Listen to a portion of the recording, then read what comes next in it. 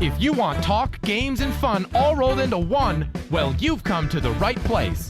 This is The Game Show, where host Bradley Clarke and his special guests talk about the world of television game and competition shows. But Bradley's guests aren't here to just talk.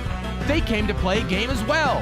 What will today's topic be? What game does Bradley have planned? There's only one way to find out. It's time to start the show. You heard the man. Welcome to The Game Show. And here's your host, the Bradster himself, Bradley Clarke. And the next batch of 10 episodes officially begins. Thank you so much, Austin Angelo, and welcome everybody to episode number 41 of The Game Show, the talk show all about the world of television game and competition shows. And just like episode 40, this episode is going to be a 2-hour episode. Because, let's face it, 1 hour is sometimes not enough time to talk about so many great game shows. Am I right? As I hope you already know, I'm Bradley Clarke. And this 2-hour episode of The Game Show is devoted to a topic of game shows that I think has been underappreciated for many, many years. And that is game show writing. If it was up to me, Best Game Show Writer would definitely be a Daytime Emmy Awards category. I mean, every year there's a Daytime Emmy Award handed out for writing for a drama series, so why can't there be an award for writing for a game show? Just think about it. A game of Jeopardy wouldn't even go on the air if the show didn't have writers who researched and perfected all 61 answers and questions that make up a single episode. And what about the puzzles on Wheel of Fortune? They have to be written by someone. Writing for game shows is a skill.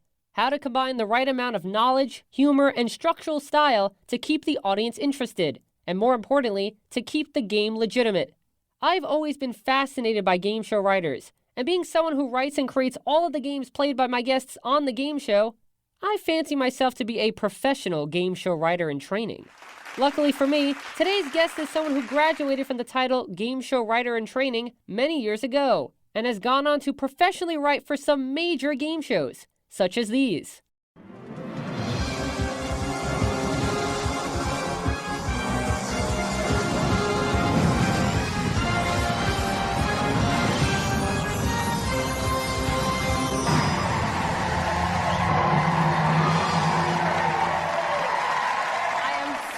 Excited to be here. Welcome to the new weekday version of Millionaire.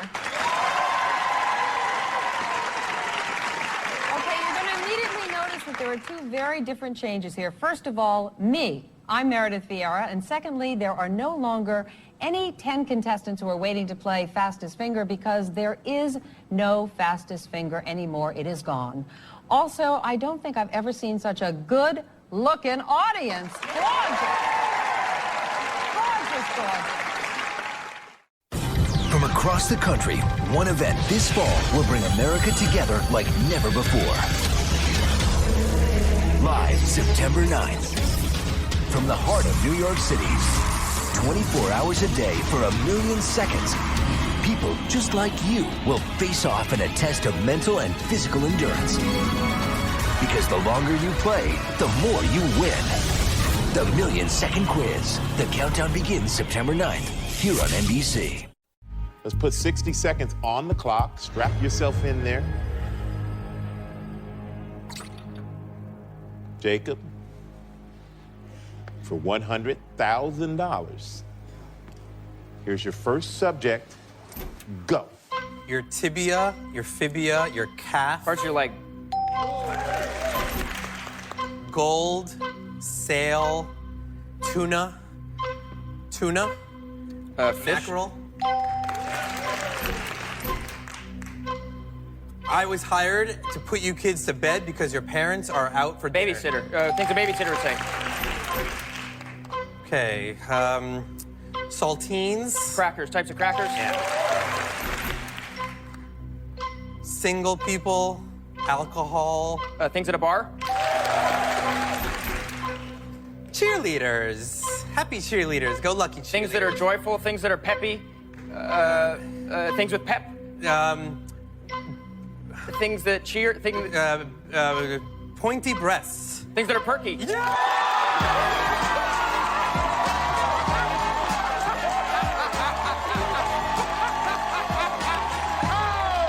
Congratulations, man. You won $100,000.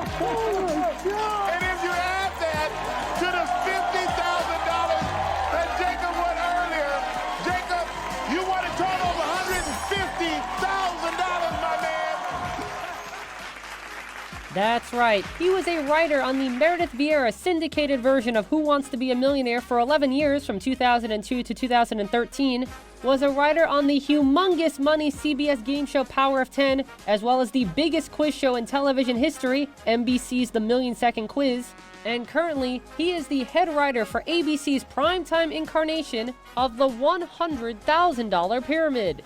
Please welcome onto the game show writing extraordinaire, David Levinson Wilk.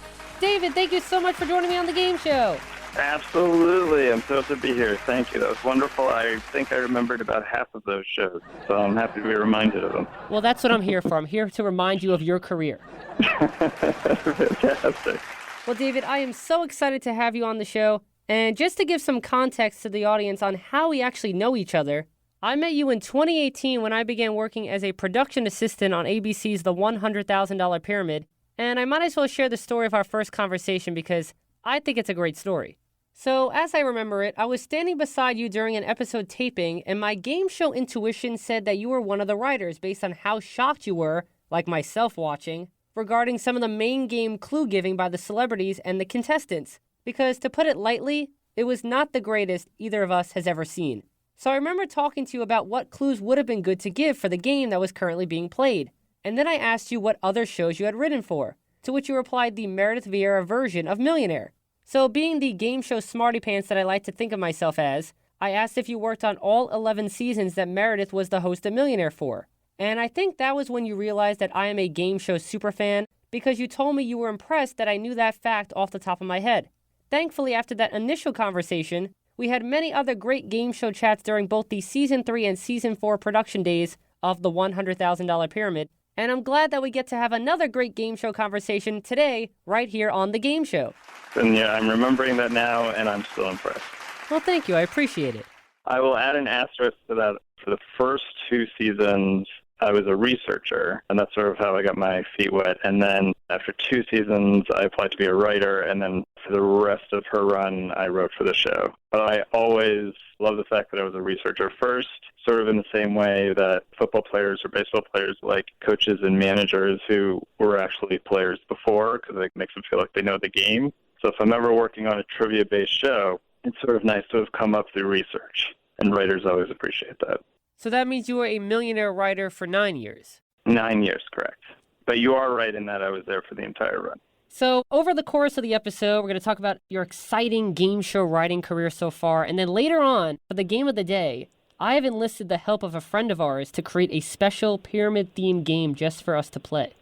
Oh, my God. Fantastic. So are you ready to get started? Yes. Then let's get chatting about game shows. So I always like to start off by asking new guests of the game show, when did your fascination and love for game shows first begin? Great question. My answer to that is initially disappointing. I had no thought that I was going to get into game shows, and I knew someone who was in the research department at Millionaire, and I jumped at the chance to do it. I mean, I always liked game shows and was a fan, but it wasn't something that was a calling. And just to be researching and then writing about pretty much anything under the sun was fantastic. And I knew other people who were writing longer form stuff, and it's a bit of a slog, and the stuff that we were doing, we were sort of seeing the fruits of our labor pretty immediately, and I loved it. So I was like in early adulthood when I realized that this was something that I really wanted to do. The other side note is that when I was in college, I got into making crossword puzzles, and that was a little sort of game side of my brain that I was using. And so actually when I went into interview for Millionaire, I was mentioning that I had a lot of attention to detail because I had this crossword puzzle background, and I think that helped me get the job. And ever since, the game show world and the crossword puzzle world have intersected in my life over the years. But that's how I got my start, and now, whatever years later, I'm very much in it and glad to be in it. Once you realized that game show writing was your calling, did you look back on any specific game shows and study them from a writer's perspective? Sure. Jeopardy is sort of a classic example, and I always loved Pyramid and was amazed when it came back and I got to work on it. I love Press Your Luck. I love Sale of the Century. I love Price is Right. All the standard ones.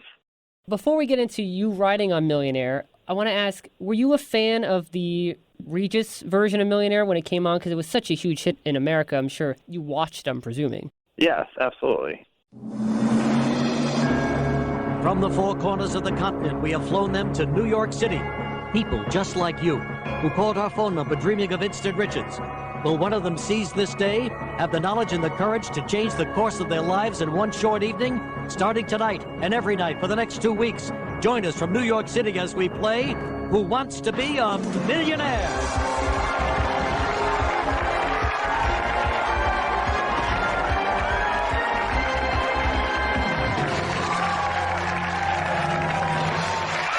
Thank you. Thanks very much.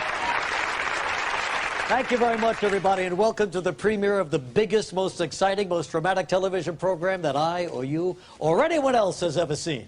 Every night for the next 2 weeks, real people just like you who called our phone number will be playing for an unprecedented cash prize of $1 million. And we are terribly excited about this show. The technology, the music, the lights, the human drama, even this audience gets us crazy. What a night this is going to be. It's the reason why a lot of the shows that we're working on now are on. And just the fact that, one, I got a chance to work on it, two, that I got to work on it as long as I did, and three, that it was an East Coast show and not a West Coast show, because I grew up in New York and was living in New York. I was so heartbroken when Millionaire moved out of New York because at the time, that was the only game show that was filming in the Big Apple. And I thought maybe that was going to be the show to help me jumpstart my game show career. I didn't mind when the show moved to Connecticut because that's not too far away. But when they announced that Millionaire was moving to Las Vegas, I was so disappointed. Yeah, at that point it was just cost-cutting measures, which I get. And unfortunately, last season they ended up ending it, but it was quite a run. A rare thing that you can get 20 seasons out of a show. And it'll be back someday. I was so disappointed that they actually ended the syndicated run on the 20th year American anniversary of the show. There were rumblings that they were going to do something on ABC, and I guess it just never materialized. But yeah, that would have been nice. I was there for the 10-year anniversary. From the studio where it all began 10 years ago, where thousands of Americans have won more than $132 million. The show watched by billions of people all around the world. This is the return of Millionaire.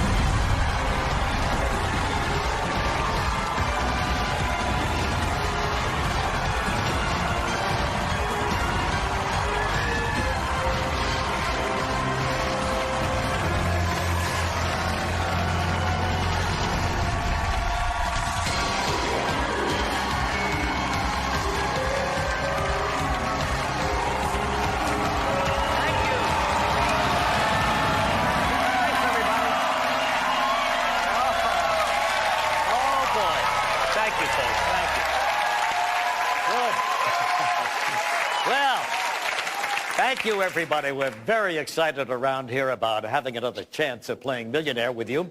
I actually have been standing right here in this spot every night in the darkness for the last 5 years, waiting for the lights to go on. Yes! And now finally they're on. And you are there, and we're here, and we're going to do it again. We're going to play Millionaire. And wrote for when Regis came back and did a week of shows, and that was terrific. Third day in a row and no sign of Meredith yet, but I know she's coming back here one day. This is Kurt Russell, Navy veteran going back to college and wants to win a lot of money, and he can do it right here on Millionaire.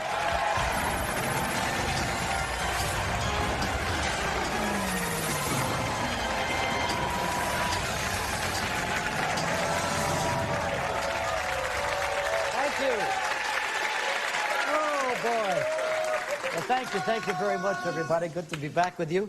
You didn't get to see whenever we had to stop down and they did this again and again. They turned to the audience and say, $250,000 an episode for this? And you got to laugh every single time. It would be some little hiccup. I don't know. They needed to do a lighting change or something like that. And he loved telling that joke and everybody loved hearing it. He was a delight. Regis is deserving of all the fame and well wishes that he has going to him. I was so hoping for the 20th anniversary that ABC would invite Chris Tarrant, who was the original host of the England version of Millionaire that started it all, to join Regis so they can both celebrate the anniversary on one stage together. That would be phenomenal. Few American viewers would know the significance of that, but that would be awesome.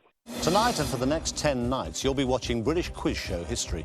For the first time on UK TV, we have a top prize available of £1 million, and it could be won here tonight. No tricks, no traps. Contestants will leave the studio tonight with big cash prizes, and if they have the skill and nerve, someone could leave here a millionaire. Join us now for Who Wants to Be a Millionaire?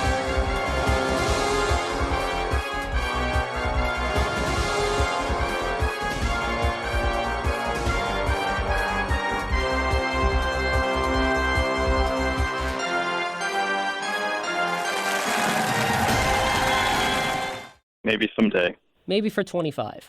You know what? 5 years in television is an eternity, so that could happen. So let's get into talking about writing for Millionaire. And first I want to ask, what was the typical process for writing Millionaire questions in terms of getting material ready for the game? Sure. So when I started, I think there were 7 or 8 writers. And then when I left, there were 4 or 5 for a season. It was in syndication, so we were taping 170 shows, something like that. And so the writers would be on for, I think it was 35 weeks or so. And usually we would go in and have a quota of 10 questions a day. Sometimes it was more, sometimes it was less. And for most of the season, it was just come in and write an array of things. You didn't want to write 10 questions about history. You didn't want to write 10 questions about science, but just, again, about everything under the sun. And sometimes we would have a specialty show and we would have to write specifically for that show, or over the course of the season, we would get low on certain subjects, or this would happen a lot. We would get low on easy questions, which isn't that surprising when you think contestants over the course of the season are coming on and however many are bombing out early, but they're always seeing those easy questions. So it's the harder ones that can carry over. So in the end, it was usually a desire, a need for writing lower level questions. And I always recommended to other people writing who are new, there's a certain amount of information that you have, but you will at some point run out of that information, and then you have to write something new. And it's very, very hard because you don't know anything else. So that's the point where you have to sort of come in and start to think about things that you don't know about that would interest you, and because they would interest you, they would probably interest America. So for me, the process was after I'd written, all the things I thought were interesting and that I knew about, it was really just coming in every day and thinking, I don't know anything about trees, and we don't have any questions about trees. So I will go on my computer, and I'm even making this up, but, Google the American Tree Growers Association, if that's even a thing. But find some organization or some entity that knows something about trees and dig around a little bit and find maybe an interesting fact or an interesting quote by somebody about weeping willows or something, where we've probably in the past already asked a question about, what weeping variety of tree, and I can find instead some other entry point, maybe a quote from somebody who, is quoted in National Geographic about how, in his opinion, the best variety of tree is the weeping what. So you're just sort of going through avenues that are creative and different to sort of get at new kernels of information that you don't necessarily just have on your own. And that's what I would do every day for 9 years. And it was awesome. There is no American Tree Growing Association, but there is an American Tree Farm System. Brad fact! And I'm sure they have a wealth of information. Did you prefer writing lower money amount questions because they contained quote-unquote easier information, or did you prefer writing higher money amount questions because they provide more exciting moments on the show? That's a great question. I know that the harder questions, most other writers were keen on writing those because there were sort of bigger moments, and certainly the question would be up for longer on the screen. but for me, it was equal. I always knew that writing a good low-level question is much harder than writing a good, harder, high-level question, to me at least. Anybody can come up with something that few people know about, but to be able to write something that everybody will have some sort of access to, but is done in a creative way, comedic way, or has some level of interest to it is very, very hard to do, and is satisfying when you can pull it off. So I always liked writing low-level questions. But certainly nice when you wrote a hard question and it was like a $250,000 question or a $500,000 question and saw somebody get it. And you were telling me that you actually wrote Lynn Payne's $100,000, $250,000, and $500,000 questions? Yes, that's right. Love that you know. The one that I really remember vividly was I remember getting this factoid while watching Inside the Actors Studio with the cast and creators of Will and Grace. And Deborah Messing and the other actors in the show didn't even know this, apparently, that the creators had come up with the title of the show from Martin Buber, who's a philosopher. And it was something that he had written about having the will and the grace to do something. I don't remember the whole line. But I wrote this question about how Martin Buber was the answer, and for philosophers whose names, if you didn't know it, made sense, because people just don't know philosophy. And she saw the question come up, and I mean, her eyes, you just see, she knew it. And anybody else in that seat at that moment could have easily just been like, I don't even know who these people are. But I thought the question was interesting enough and a nice marriage of pop culture with academia that it was a good question. It was a meaty question. But it was the right question for the right person. And it was a very satisfying moment. And what was interesting about that moment for Lynn Payne was that she used her switch the question on the $500,000 question.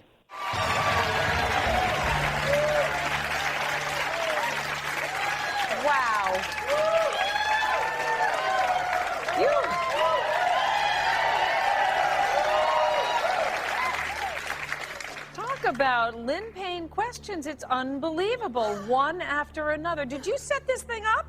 I wish. Wow. So you really saw that 1889 and it just... It was in my head. It was in my head. It was calling to me. It was talking to me.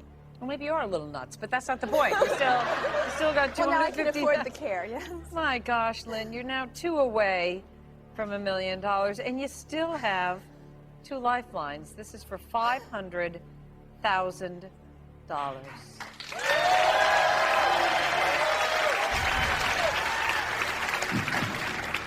To the nearest cent, the Bureau of Engraving and Printing spends an average of how much to make each currency note in circulation? 2 cents, 4 cents, 6 cents, 8 cents. I don't get 2 bits, 4 bits, 8 bits a dollar, do I? I don't like this question, Mary. This is not a Lynn Payne question. This involves, like, numbers. I'm sorry. These guys are so smart. I could ask them, but I might need you guys for the million. Now, I'm not taking any chances. I think we shall switch the question and just see what I get. Yeah, I think the audience is relieved. All right, Lynn. Just because you've had so much, I mean, you obviously are smart, but you've also had luck here. What would you have guessed? I'm just curious. Okay, what would call to me? If I had to guess, I'd say 4 cents. Okay, let's see what the answer was before we switch out.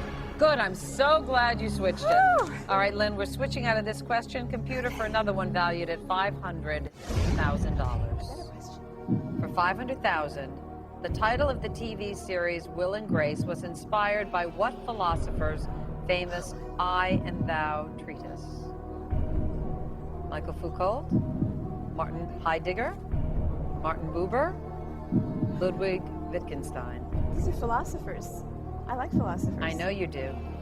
And when I started to read that question, once again, you looked like you knew. I've read this book. Oh, my gosh. I and Thou, this is something I know, and sometimes it really helps to be a nice Jewish girl from Florida, because I know this nice Jewish philosopher, and I read the book, so I'd be kind of stupid if I didn't answer the question. So I'm going to say C. Martin Buber. Final answer. Get the confetti ready. We're 1 question away.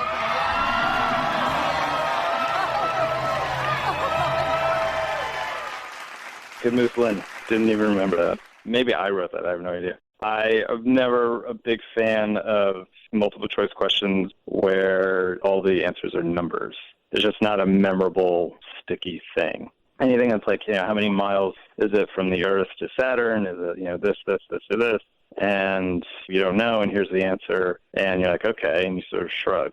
It's much more satisfying if the answer is Lincoln. Oh, I thought it was Washington. So I was sort of straight from doing questions that asked you what a number was or a year.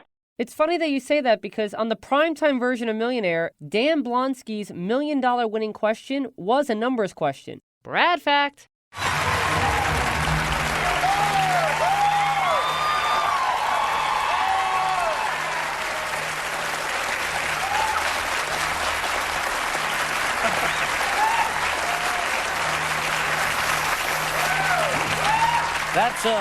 That's a good partner, huh? Yeah, absolutely. All right, you're only the fourth contestant ever to win this much money, $500,000. And all your lifelines are gone now. You're going for the million. Might as well take a look at it, see how you feel about it. Are you ready, Dan? Sure. This is a biggie. Here it is. The Earth is approximately how many miles away from the sun?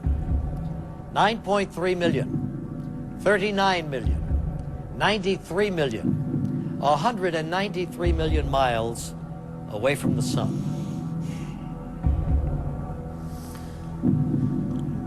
Well, if this was a $4,000 question, I'd tell you right now. Well, let me remind you though about this. $500,000. If you miss, you lose 468,000. Go back to 32. Yeah, it ain't chump change.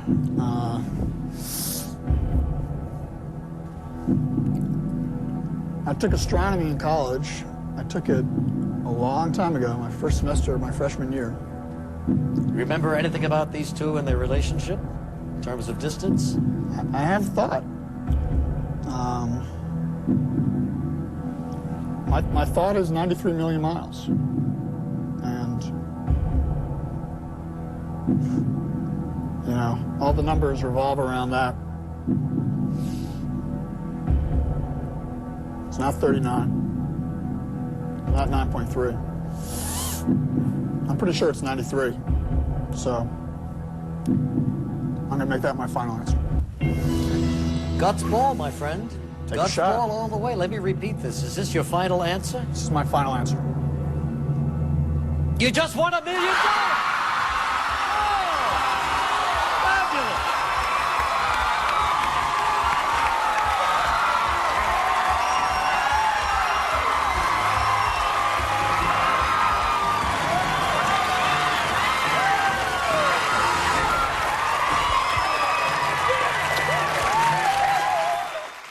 I always say this when I'm talking to writers on trivia-based show, but it also applies to Pyramid, or even more so. It's our responsibility to know what other people know. And I know that a lot of people aren't going to know that fact. And in Pyramid, I know that when you have a game where you have 30 seconds and you have to get your partner to say these 7 words, I know that, and I always use this as an example, if you use a word, even if you use a word every day, like work, your partner will say, oh, it's the thing you do every day. And the other person says, your job. And they say, no, you do it every day. And then they say, breathe. And then 7 seconds are gone by, and you're like, oh, it's the Rihanna song. And they're like, I don't know Rihanna. And suddenly 15 seconds have gone by, and you're like, oh, crap, here's this word that I use all the time, and I don't know how to communicate to this other person I'm playing with how to say that word. And I know that that is a hard word, as opposed to, say, a little sliver of wood that gets underneath your skin, and the person's like, oh, splinter. That's a good word. And so it's important to be able to know that other people aren't necessarily going to know facts about the distance of the Earth to other planets, or how to describe the word work to somebody who you're playing with. But what's not good TV, and what you want to stray from, is, in the case of Millionaire, 4 numbers come up and they're just like, I have no idea. And it's just sort of dead television. And in the case of Pyramid, it's a show that you want people to do well on. And the idea is never really to stump people that much. You want to create fun moments, but we're not giving you incredibly hard polysyllabic words. But again, there's a sense of, okay, this kind of word is going to be more fun and more gettable than this other kind of word. And to just have your fingers on the pulse and to be able to know what works and what doesn't work. And it's hard. But again, for something like Millionaire, you have somebody who's made it up to a really high level. Fantastic. We're back from commercial, and somebody's going for $500,000. And then it's some periodic table question, which is very alienating to a lot of viewers. You sort of lose the air a bit. For me, the primetime Millionaire questions always seemed easier than the syndicated Millionaire questions, based on the fact that there were many primetime Millionaire contestants who wouldn't even use a lifeline until after the 10th question. David, did you also think that the primetime questions were easier than the syndicated questions? Oh, totally. Absolutely. It's amazing to watch some of the first episodes and to see what some of the $500,000 or $1 million question was. One of the $1 million questions was famously the laugh-in question, the Richard Nixon question, which is a very knowable thing, certainly to people of a certain age. That was the first ever $1 million winning question, John Carpenter's question. Right. Brad fact. Not only in America, the first millionaire in the world. Brad fact. Wow. Really, fantastic. Well, thank you. I appreciate it. We beat England. Take that. Well, looks like we're going for $1 million. I can't believe it. $1 million and all your lifelines intact. You didn't need those stinking lifelines, did you? Well, let me just bring you up to date here. Please. If you miss, you'll be reduced by $468,000. You'll go back down to $32,000. Here it is. A $1 million question. We rarely see these here. Only one of the contestants has ever won $500,000 on our show. So if you're ready, let's go for the million.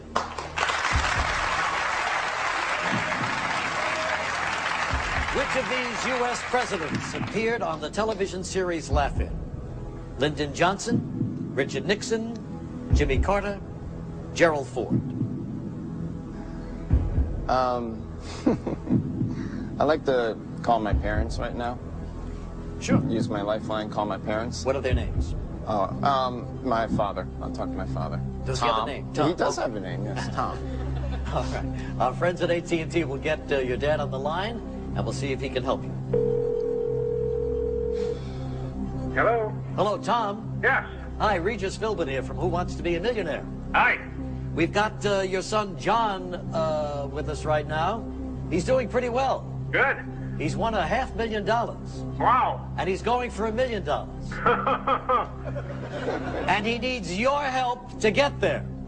Okay. So he's going to come on the line, read a question, 4 possible answers. One of them is the right answer. And the next voice you hear will be John's. John, you've got 30 seconds. Starts right now. Hi, Dad. Hi. I don't really need your help. I just wanted to let you know that I'm going to win the $1 million.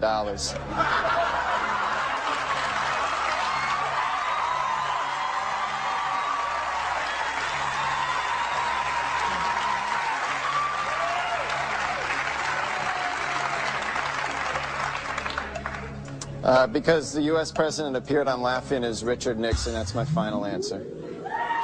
Well, my gosh. What can I say except, Debbie, you're going to Paris, and this is the final answer heard all around the world. He's won $1 million. Here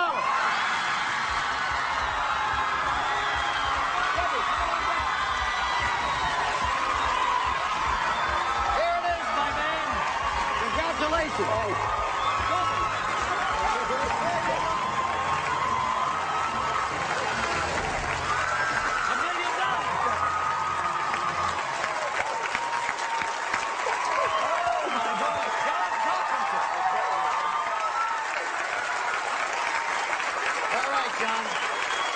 Thanks very much for going up that way, and good luck to you. Good luck, Debbie.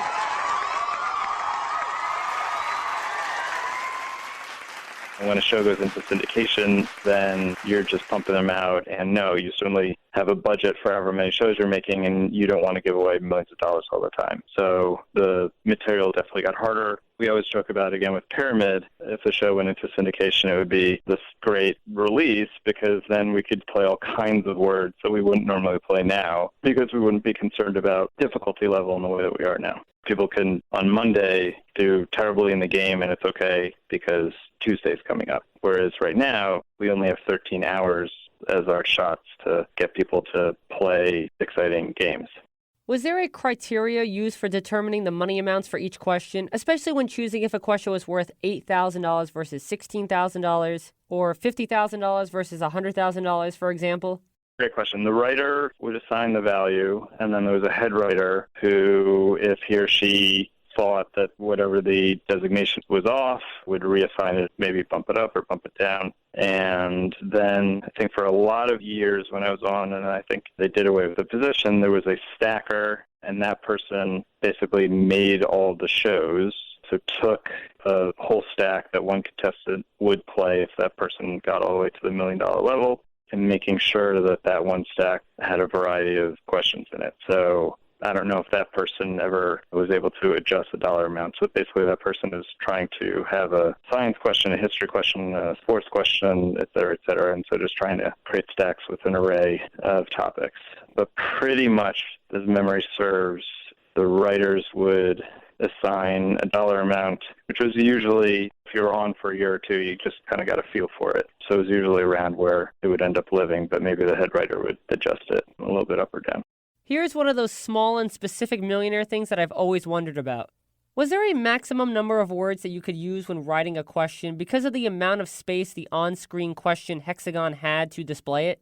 Yes, in the strap, as we called it. I don't remember the actual number, and in the software that we were using, the text would turn red or something when you went over 140 characters or whatever it was. So the Millionaire writing was the original tweet. Exactly. Those are all tweets. You heard it right here on the game show. Twitter was invented in 1999. Once I left, I knew a couple other people who were still on the show, and they would say how the tone of the show became a little different in the last years, and the questions would just sort of go on and on and on, and they were going for more comedy, and they had a length that we've never even approached, so maybe they adjusted that towards the end. So now I want to talk about the first big format change Millionaire put into effect, and that occurred in 2008 when the game switched to the clock format. This meant that all of the contestants now had a time limit they had to answer each question within unless they were forced to walk away. Brad fact!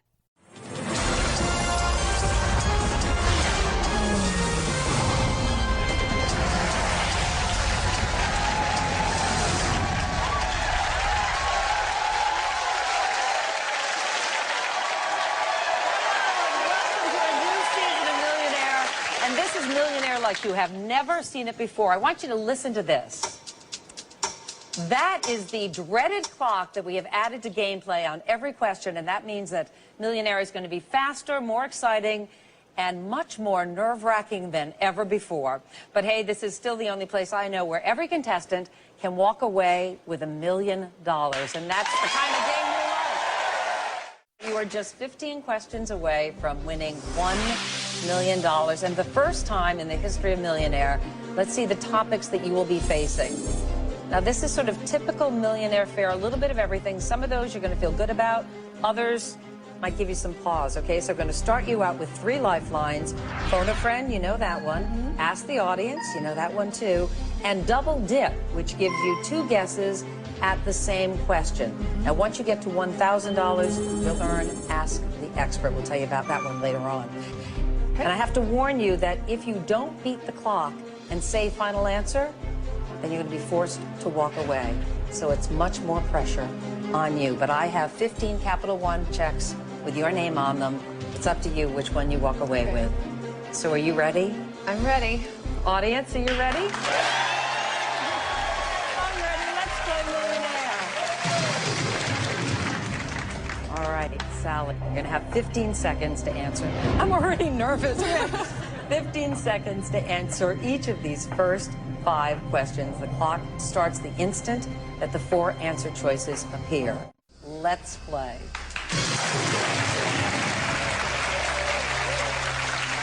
Questions are going to get a little tougher, so we are giving you more time on the clock. We're going to put 30 seconds on the clock. Now, David, I want to know, were you a fan of the clock format, or do you think it was a disadvantage to the contestants because they weren't given enough proper time to think about the questions and ultimately which answer choice was going to be their final answer? I can understand putting a clock on it. It's a little hard when you give people frustration with a show's format. I mean, everybody can remember, if they saw the first shows, of somebody just sitting there for minutes and chatting with Regis, and that was sort of the charm of it. And I both understand the sense of keep the game going and also a desire to switch things up a little bit. But one of the things that really, I think, was the reason for the show's popularity was just getting to sit down and have a question on air and seeing somebody kind of talk it out. But I can also understand why you want to keep the factory moving. My only point I always make about Millionaire's format is I always marveled at how somebody would be at, $250,000 question, and they would look at it, and they would say, Meredith or Regis or whoever it was, I just don't want to go for it. I want to risk it. I'm going to walk. And there would be a lighting change, and then you hear the audience go, aw. Aww. And this person was walking away with $250,000, which on any other show would be this humongous moment. And just because of the nature of the format, it was this almost down thing. And then the host would have to sort of pick everybody up and say, well, not too bad day's work because you're leaving with $250,000 or whatever it was. And everybody would go nuts and they'd have to bring the room back up again. But on every other show that I've worked on, almost, it's people working towards this sort of crescendo and then making a dollar amount that doesn't even come close to what they gave away on Millionaire. I was always interested in that or intrigued by that. The show that I just worked on this summer was a reboot of Cash Cab for Bravo, and the dollar amounts on that show are very, very small, but people get hugely excited. I mean, more excited than most episodes of Millionaire. You're getting into this taxi cab and getting questions right that would win you $50 or $100 or $200. And it was just because you had zero expectations and you get something right and a bunch of lights flicker on the ceiling of this cab, and it's like this party going on. We've got 36 blocks to rack up as much cash as possible, so let's get started immediately. These first questions are worth $50 apiece. Here's your first one. Good luck. In 2019, Kylie Jenner's record for Instagram's most liked photo was beaten, scrambled, and poached by a picture of what edible item? It's an egg. It's an egg. An egg. Yes, an egg is right. And you're on the board with $50. Take that, Kylie Jenner.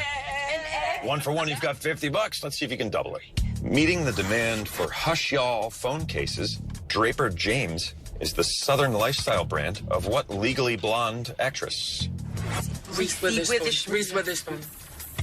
Reese Witherspoon. Yes, Reese Witherspoon is right. Echoing another source of great knowledge, Amazon based what virtual assistant's name on the Library of Alexandria? Alexa? Yeah. Oh, yeah, go ahead. Alexa? Yes, Alexa's right. That was scary. Why you answer like that? 31 blocks to go. Here's your final $50 question, and it's a visual clue from the Cash Cab fan page. This surreal-looking museum, located in St. Petersburg, Florida, is dedicated to what artist? Dolly. Say something. Say Dolly. Yes, Dolly's right. All right, perfect. On the 50s, those are now done. These next questions are worth $100 each, and they're a little bit harder. With colors including Alice Copper and Twisted Silver, Duracoat has introduced a paint collection that pays tribute to what music genre? Twisted Sister. That's rock. Heavy metal. Just say heavy metal. Or rock and roll. Heavy metal. Yes, heavy metal is right. Lord have mercy on me in this place. You were the one who lived through the 80s. You should get these things. Still a perfect game. You're up to 300. Let's see if you can make it 400. I'm having heart palpitations. That was amazing that, in comparison, somebody had six figures already and decided to walk. And I was like, okay, you're not going to go for $250,000, you're not going to go for $1 million or whatever it is. It was inevitably, because of the format, there's this sort of awe. Aww. They're not going to go for it, when in fact, they had become very, very rich. And that's exactly what happened with Lynn Payne on her $1 million question. She didn't know the answer, walked away with $500,000 despite the audience letting out awes, but she made the right decision because she would have been wrong. For $1 million. Khrushchev's famous 1960 shoe-banging outburst at the UN was in response to a delegate from what nation? Australia, the Netherlands, the Philippines, Turkey. I would like to think I know this, but I don't, because I can remember him banging his shoe. Not that I was there, but I remember seeing the actual news clip of it because I'm a journalist and I kind of look at these things. And I remember the shoe. I remember pound, pound, pound. He's pounding the shoe. And I remember he was mad at, I thought he was mad at the U.S. But, guys, we don't have that to choose from. So let's ask the audience. All right, audience. Lynn needs your help. If you're ready, vote now.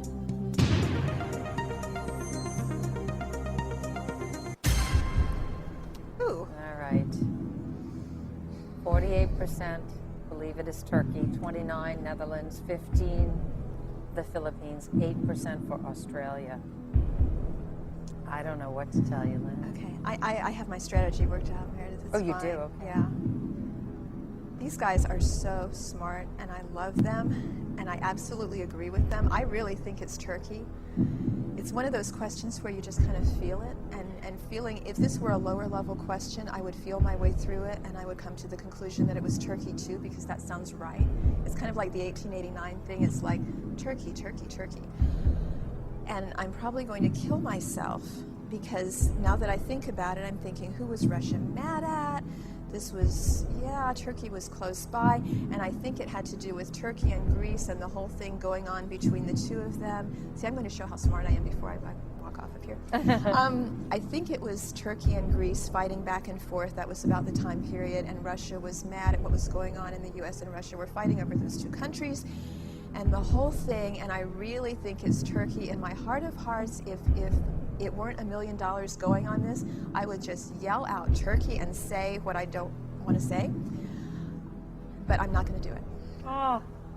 I'm not going to do it. I'm sorry, guys. I'm sorry. I'm sorry.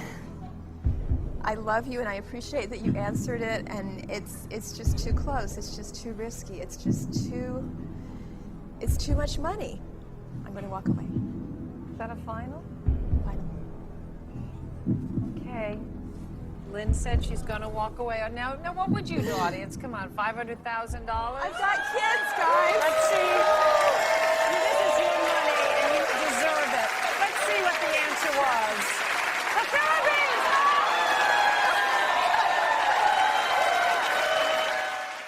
Oh my God. I can't tell you however many audiences I've been in on shows I worked on. I'm not actually screaming, but I'm always thinking, walk. And I love the moment, and I love great television, obviously. But these are real people. And so many times those real people get swept up in the moment, and they're like, what the hell, I'm going to go for it, or when else will I get to do this? And I get it, and it's exciting. But those are real people with real bills, and I'm always to myself thinking, man, walk.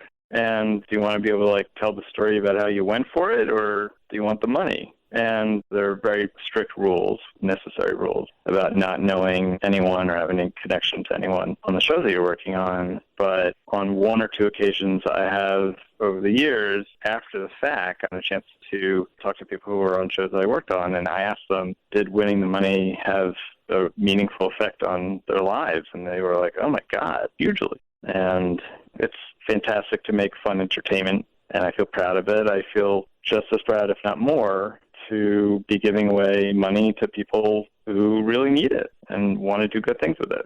Game shows do work. Yeah. When each contestant's game ended, was an entire new stack of questions used, or did you just replace the questions up until the money level where the previous contestant either lost or walked away? It's a whole new stack. So that's why we're doing a 5-shoot day, and there happens to be one contestant who goes deep for every episode and takes out all of that episode and gets through, let's say, 10 questions. That person is assigned, after a randomization process, is assigned their own stack of questions. And then whatever questions they don't get to can be thrown back into the pool and used later, but we're not using those on that same tape day. So if you're a contestant in the A show and you get through 10 of the 15 in that stack, then the other 5 will just be saved for another day. But then the next taping that starts is an entirely different stack with entirely different questions, 11, 12, 13, 14, 15. The last major change made came in 2010 when the Millionaire format was completely flipped on its head with the shuffle format. Now, for the shuffle format, the dollar amounts for the first 10 questions were randomly placed in a hidden order, and the questions were shuffled so that they would appear in a random order, no matter the difficulty level. Brad fact. All right. We said new season of Millionaire. Here's our first big change. The game is now played in 2 rounds. Let us start with round 1.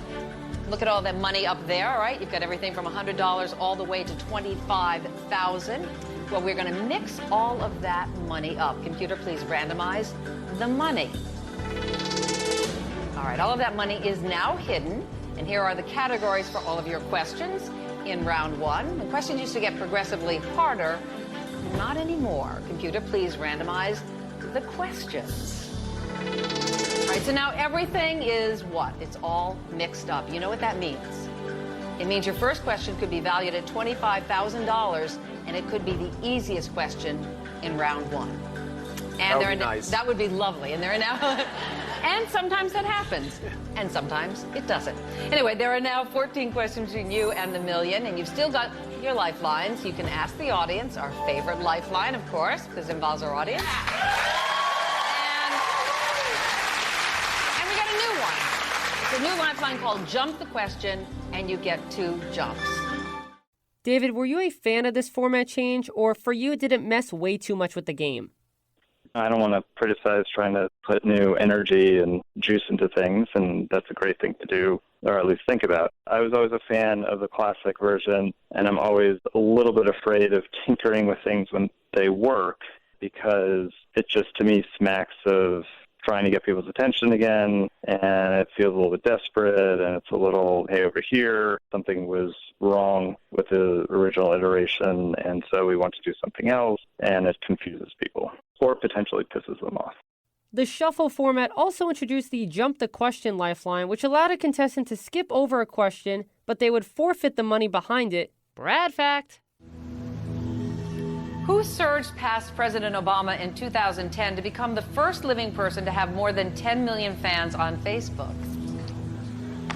Robert Pattinson, Justin Bieber, Michelle Obama, Lady Gaga. Not your grandma, the other Lady Gaga. She's got about 2. Wow. I don't have Facebook. I'll be honest. Okay. Well, you have Jump the Question if you need it. I do have that. Lady Gaga. She's got a lot of fans. You know what? I'm going to go ahead and I'm going to jump the question. Jump the question? All right, so you do not have to answer this question, and now the question is out of play. Let's see the answer.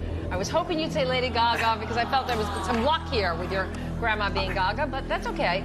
Whatever money is behind this question is no longer available. Let's hope it's not the $7,000. Let's see what you just lost. All right, it wasn't the $7,000, it's $5,000. Okay, let us jump the question. And you are now just 7 questions away from winning $1 million. That much closer. Being someone who was writing the questions, was it annoying to you that so many questions weren't even getting answered, especially since contestants received 2 jumps? Great question, sort of nature of the beast. But it wasn't so much that you spent a lot of time on it. It was more the moment of, okay, you don't want to do that. Let's see what the answer was. Isaac Newton, interesting, as opposed to the person really trying to figure it out and either getting Isaac Newton or not getting Isaac Newton. And it's a moment. I always sort of thought that that was like, well, who cares about this question? Because we're not even going to ask it, or we're just throwing it away. We're skipping over it. And then you get into a headspace of, how is that question any different from any of these other questions? I know there's not money on the line for it now, but you're right. Somebody put a lot of effort into writing it or researching it, and now it just truly doesn't have any value.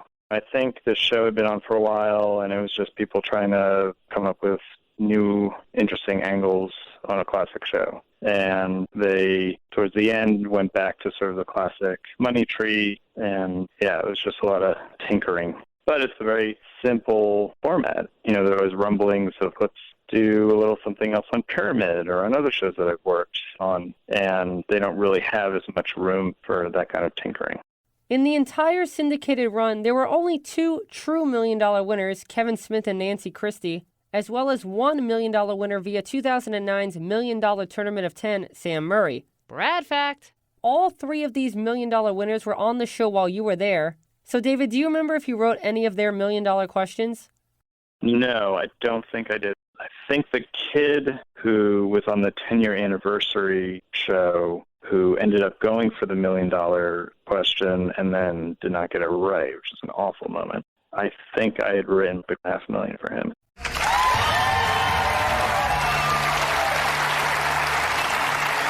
$500,000. 45 seconds on the clock. What film actress's death was reported on the front page of the debut issue of USA Today? Audrey Hepburn, Marlene Dietrich, Grace Kelly, Greta Garbo.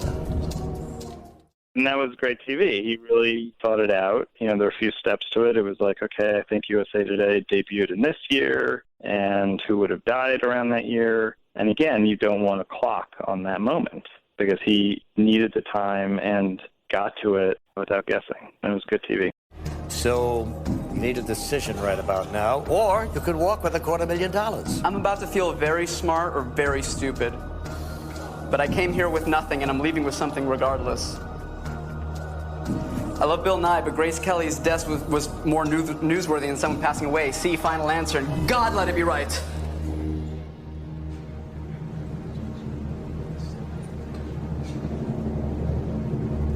Grace Kelly, it is!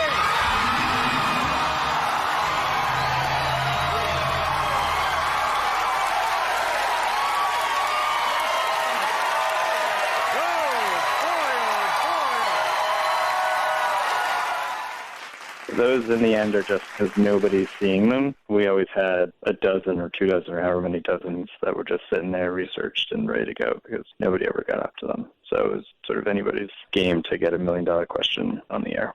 What a moment that was on the final night of the Millionaire 10th anniversary special. Ken Basin was the contestant's name, and he was the first person to ever answer the $1 million question incorrectly. Brad fact. A classic example of he was just like, well, I'm here, I'm going to go for it. And another example of young people, not dissing youthful people, but tend not to have a sense of the worth of money being given to them. And I just feel like an older contestant, somebody who was 35 and just had a baby or 65, would have been like, oh my God, $500,000, I'll take that in a second. You're going for $1 million. You've got 3 minutes and 54 seconds left. That's a time bank that we establish as the game progresses. So you have that, plus the 45 we're going to put on the clock, just in case you need something to think about. You've got over 4 minutes here to really get down and do some heavy thinking. And listen, you have one lifeline left, and this is the only time I think this has ever happened for $1 million question. Your chance to ask the audience.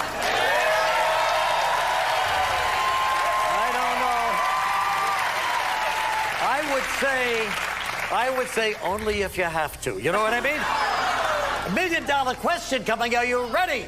Ken Basin. He's ready. Let's play Millionaire. For $1 million with 45 seconds on the clock and 3 minutes and 54 seconds of bank time for a total of 4 minutes and 39 seconds, here it is. For ordering his favorite beverages on demand, LBJ had 4 buttons installed in the Oval Office labeled coffee, tea, Coke, and what?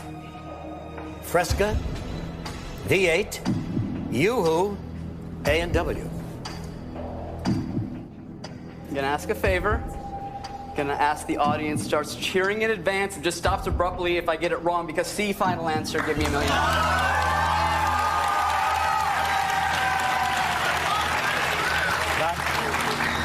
No, it's not the final answer. You just lost a lot of money. It's Fresca.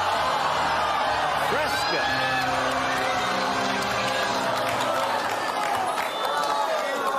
Ken leaves with $25,000. How about a nice hand for him, though, huh? Did a great job, Ken. Sorry, buddy. After 11 years of hosting Millionaire, Meredith Vieira ended up leaving the show in 2013.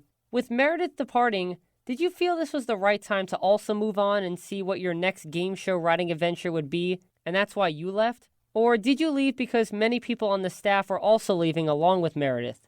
It was more for me, you know, I'd been there a long time, I'd been there a decade, and it was time to move on. And then, yeah, they were changing over hosts anyway. And I had a little taste of working on some other things and ended up jumping onto the show Power of 10, which only had one season. And I pretty much only did the pilot for that, but I was the only person on it. It was just very exciting to be working on. Millionaire was an established thing, and this was the new show, and to sort of be working on it from the ground up was very exciting and new.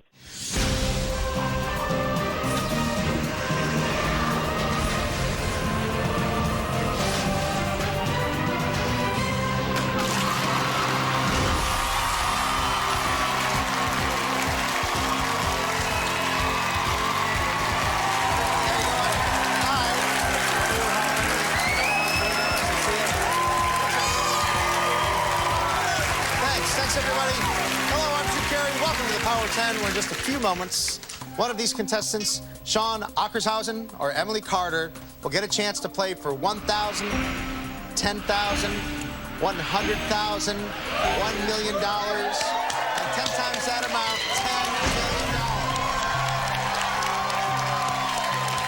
That's why it's called the Power of 10.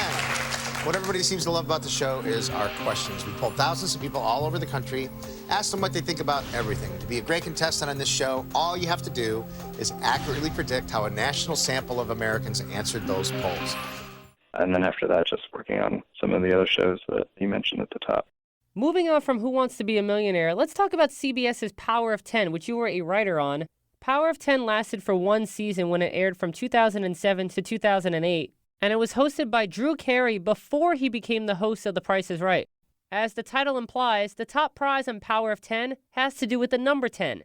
And get this, every contestant who walked on the stage had the opportunity to win up to $10 million. It was created by Michael Davies, who's probably best known for developing Who Wants to Be a Millionaire. Brad fact. Now, Super Millionaire offered a $10 million top prize, but theoretically, the $10 million prize on Power of 10 was much easier to win because you only had to answer 5 questions, and those questions were not trivia questions, but rather percentage guessing questions a la Card Sharks within a specific range that decreased as the money increased. Now, David, when you first heard about the concept of the questions and the overall money ladder on the Power of 10, did you think that anyone was actually going to win the $10 million top prize? I, because of the format, thought it would be crazy for anybody to go for it. The other thing also is, except for some of the very easy questions, in the end, as it got harder and you had a smaller window range of people to accurately guess who thought whatever opinion or attitude about whatever the question was, it felt a little more random. So if we're asking however many thousands of Americans, have you ever worn a pink shirt? You could sort of talk it through and you could say, well, my sister has a pink shirt and my grandfather's a pink shirt or whatever. But in the end, whatever the answer is, which will be interesting, but it'll also be like, it could be 80% or it could be 17%. I have no idea. So if you're getting deeper into the game and you just narrowly won the last round, and here comes a bit of a harder question, and now you have to get it within a range of 10 percentage points, you're really risking it to keep going. So I was doubtful that anybody was actually going to win $10 million. Again, on the first show, this awesome kid won $1 million because he just went for it. Welcome back to the Power of 10. I'm the host, Drew Carey. Now, we're here with Jamie Sadler from Upper Montclair, New Jersey, 19 years old. And he has locked in an answer to the $1 million question. Now, I don't know if you're here, maybe a friend called you during the break, said, hey, this kid's crazy. You got to see it on TV. He's going for $1 million. I hope he was playing along. His dad's here, his mom. His dad wanted him to walk away, keep the $100,000. His mom was screaming, go for it. The crowd was screaming, They're already go divorced. for it. They're already divorced? Don't worry about it. Oh, okay.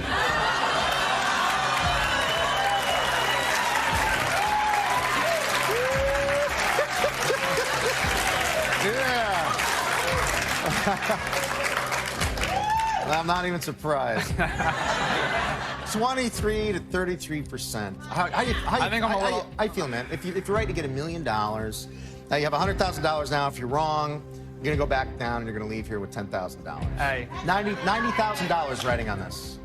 90. I don't even know what $90,000 is, so it's not, you know. Monopoly money, right? Yeah, exactly. It's only... It's your money for me. It's only... CBS's money. It's only chips.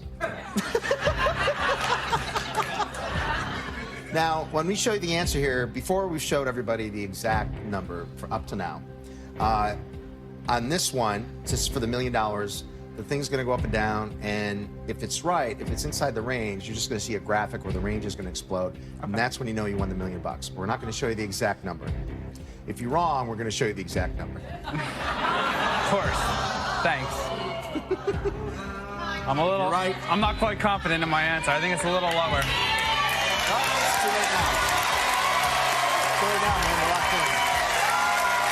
It's my dream to give away money on this job, so I hope you get it.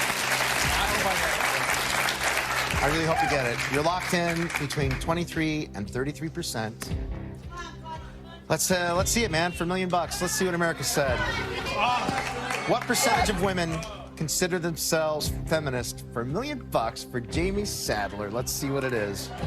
Oh my God.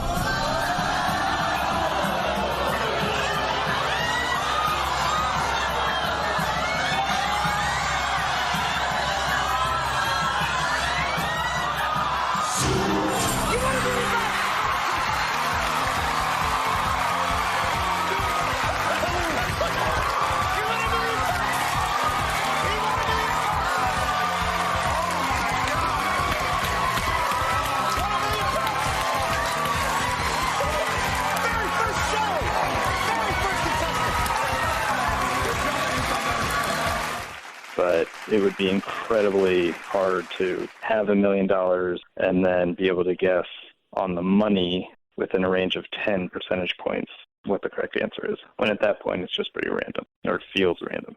Here's the thing, Jamie. This is how confident the producers were that we were not going to give away $1 million. We didn't even rehearse the bit that's coming up right now that I'm going to do.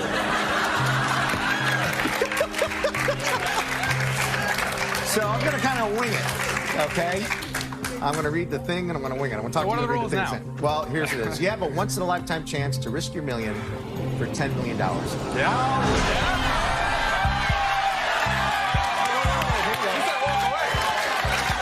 It's you've already correctly identified that the poll result is somewhere between 23 and 33. You give us the exact percentage between 23 and 33, and we'll give you $10 million. You have a 1 out of 11 chance. You have a 1 out of 11. You have 1 out of 11. 11 numbers. 1 in 11 chance. And if you lose, you're out $1 million, but you still have that $100,000, and your college is paid for. Can I tell you the favorite thing that I wrote for that show? Yeah, go right ahead. We used a polling company called Rasmussen, which I think does a lot of political polls. And I wrote a whole ton of stuff about a lot of topics, but wrote a question which was, have you ever been decapitated? And it was the only time of all the hundreds, however many questions, they sent that back and they said, we think you have this wrong. You can't be asking this. And we said, no, that is what we're asking. So they polled it. And I think it was 3 or 4% of Americans said that, yes, had been decapitated, which I enjoyed greatly. I'm curious, was the goal of the question to make Americans think the word decapitated was a different word that meant something else so they would say yes? I just wanted to see how many people said yes to the question, have you ever been decapitated? I don't know who is at home at whatever hours when these people are calling them, if they're distracted because they're cooking dinner or whatever. So I don't know if every person actually knew the meaning of decapitated. I just thought it was amusing to get that result. That reminds me of a classic Newlywed Game question in which the wives were asked, do you think your husband is more urban or rural? And there was one wife in particular who had no idea what either urban or rural meant. Right. Husbands say he is basically more urban or rural. Kathy? I don't know what they mean. Well, you know it. I mean, you married him. What do you think? Heck, he's urban. He's urban. Yeah. How long has he been that way? For about 2 months. 2 months he's been there.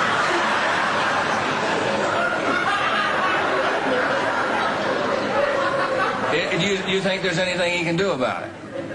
He went to a doctor. Oh, he did?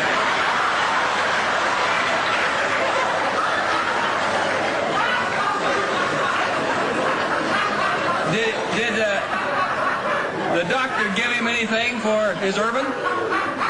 He gave me something.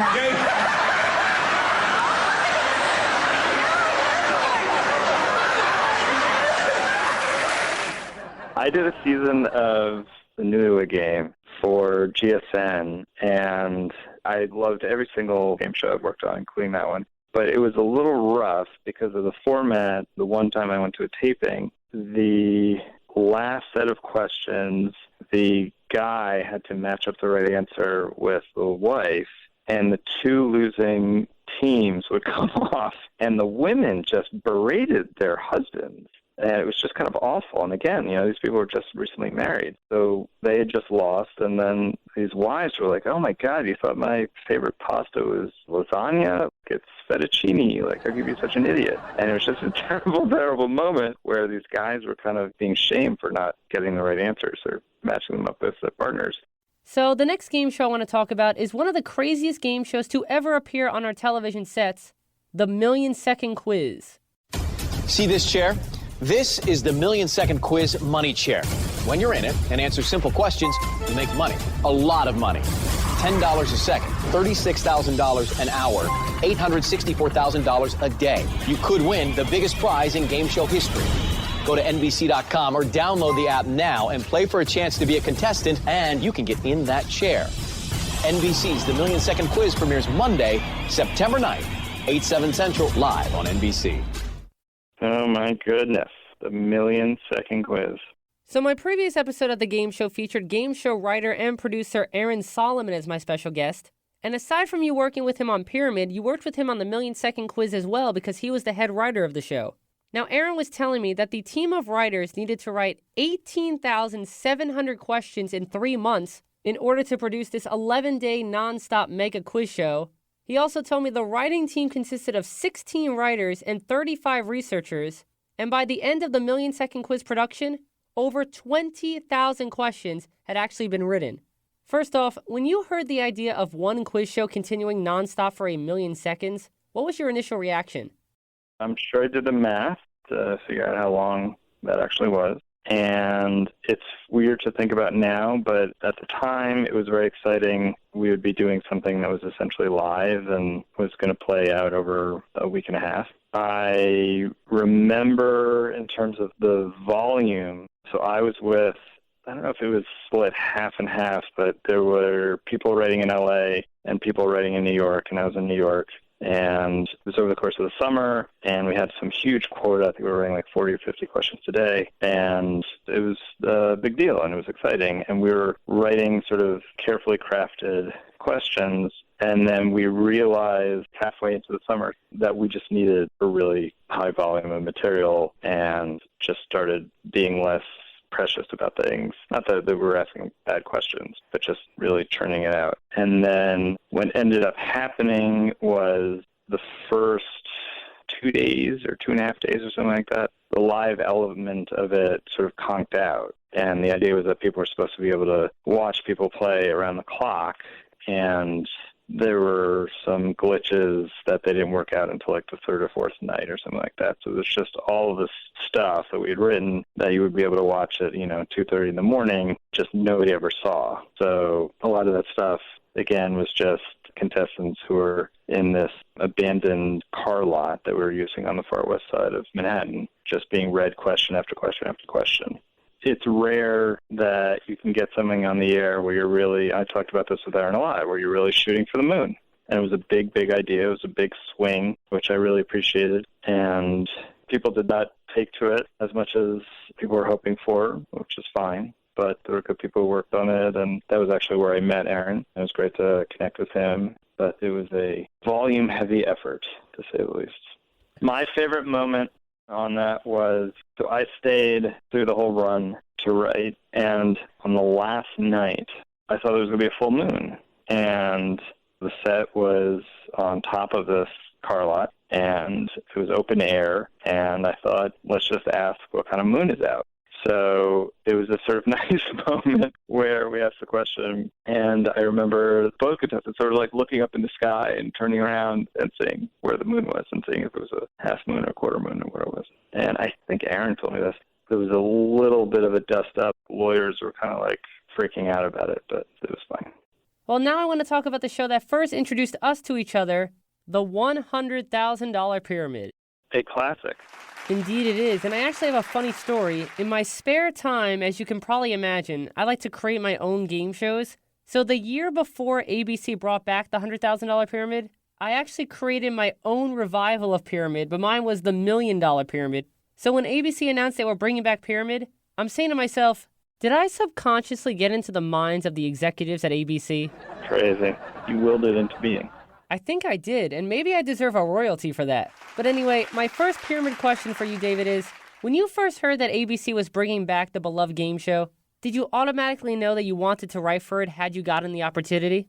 Yes. I previously knew the executive producer of the show, Vin Rubino, because while he had worked on Millionaire, we've actually joked about how we never actually came into contact with each other on it. But I did Power of 10 with him, which was when we really first worked together. So he brought me in and asked me to be the head writer on it, of course, which I said yes. And yeah, I knew the show. I had to study a bit because I knew other people really knew the show. The first season, we had the show's creator's son, Andy Stewart, who's the son of Bob Stewart, come on as a consultant, and he was fantastic and really generous with his time and sort of showing me the ropes and explaining how you have contestants and you have celebrities playing with them. And I'd say things like the contestants all have to be A players because you can control that. You have no idea how good the celebrities are going to be. You want them to be good. You can practice with them, but ultimately you're going to get some good ones and some bad ones, but you need all the contestants to be A players. That being said, you want to also sort of match them well because, and I think the example he used was a 100-meter sprint, so that if I'm racing against you and I stumble and fall right out of the gate, there's no race. You're just taking off, and there's nothing really to watch. And if you have a celeb and a contestant who are really, really good, and their opponents are not very good, there's really not much to appreciate because one team is just shellacking the other team. So you sort of want to try and get balance.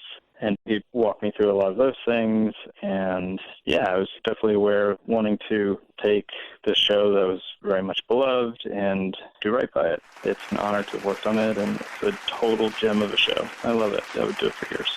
For shows like Who Wants to Be a Millionaire and the Million-Second Quiz, you are writing countless amounts of multiple-choice trivia questions. But for Pyramid, there is no trivia whatsoever. So after writing trivia questions for so many years, is it a nice break working for the $100,000 Pyramid, knowing that the pressure of intense fact-checking and researching is not required? Right. Yes, you don't need a research team. That's definitely true. It is funny. It seems easy, and in some aspects of it, it is. But there are other aspects of it which are weirdly harder than a trivia-based show. We, in the course of a season, try not to duplicate too many of the words, or any at all, if possible. And if you're trying to have a show where people can correctly guess most of the words, it's hard to do because there are only so many words that people just know right off the bat. And again, you want to sort of mine for gold in terms of what words are fun or what words you can have people physically act out. And you have to have a sense of what those words can be. It's not easier, it's just different. But one of the things I love about it, and we talked about Millionaire a lot, is for Millionaire, you can have a question sit up there for a minute or two, which is a lot of time in television. And Pyramid is a half an hour of just running. And it's a 30-second round, and let's do another 30-second round. And it's really fast, and it's over before you know it. But it's a lot of material. It would be a lot easier to write a half an hour of Millionaire than to write a half an hour of Pyramid, as weird as that seems. Of the entire Pyramid writing team, are there people specifically tasked with writing main game content and different writers creating winner's circle categories, or does everybody write everything? Everybody writes everything. So it's me and 3 other writers. It's been 4 of us on every season. And we write the material, and then internally we will practice it to see how it plays with people who are on staff who are obviously not dealing with the contestants. and it's always just fun to see how stuff plays. But it's fun when it's a fun main game that people have fun with, and it's also fun when it's a winner's circle and people win at the last second. But yeah, I love it all. You told me something very interesting and something I truly appreciate from a writer, and that is even though some of the current incarnation's winner's circle categories might have appeared on other pyramid versions, you do not purposely copy categories from previous games, meaning if they had been used before, that was just by chance. Yes, I definitely have not gone to shows from the 70s and 80s to pilfer material. That being said, very particularly for winner's circle material, for the low-level stuff, you just want to sort of dip people's toes into the water, so you're going to have categories like countries or ice cream flavors and things like that, which inevitably have been used in the past, and that's just the nature of the beast. But one example that I'll give you of, we were bringing the show back, and so we wanted to obviously modernize it a little bit and be a little more zeitgeisty, is in season 1 we did a winner's circle box, which was what Caitlyn Jenner might say. And the show in its essence really isn't knowledge-based. It's just, here's the thing, and describe it. So this was a little knowledge-based, and I remember the contestant just confused who Caitlyn Jenner was and thought it was one of the Kardashian kids and started to say things like, I'm a model and something, and it was just off. And it was just a little too hip for this contestant. And so we've sort of strayed from that in subsequent seasons. We wanted to do what Kylo Ren might say. I don't know, I'm making that up. But if you haven't seen Star Wars, the new ones, you have no idea who Kylo Ren is. You're just going to stare blankly at that box. So we don't want that to happen. So we've stayed away a little bit more from pop culture, at least in the winner's circle. Although we have done stuff like Kardashians just as a group and, the famous people named Obama. Yes, the famous people whose last name is Obama. Our big viral moment of season 3. Evan and Tim for $50,000. Here's your first subject. Go.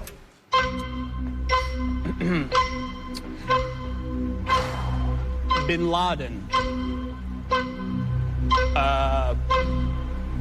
Barack Obama's.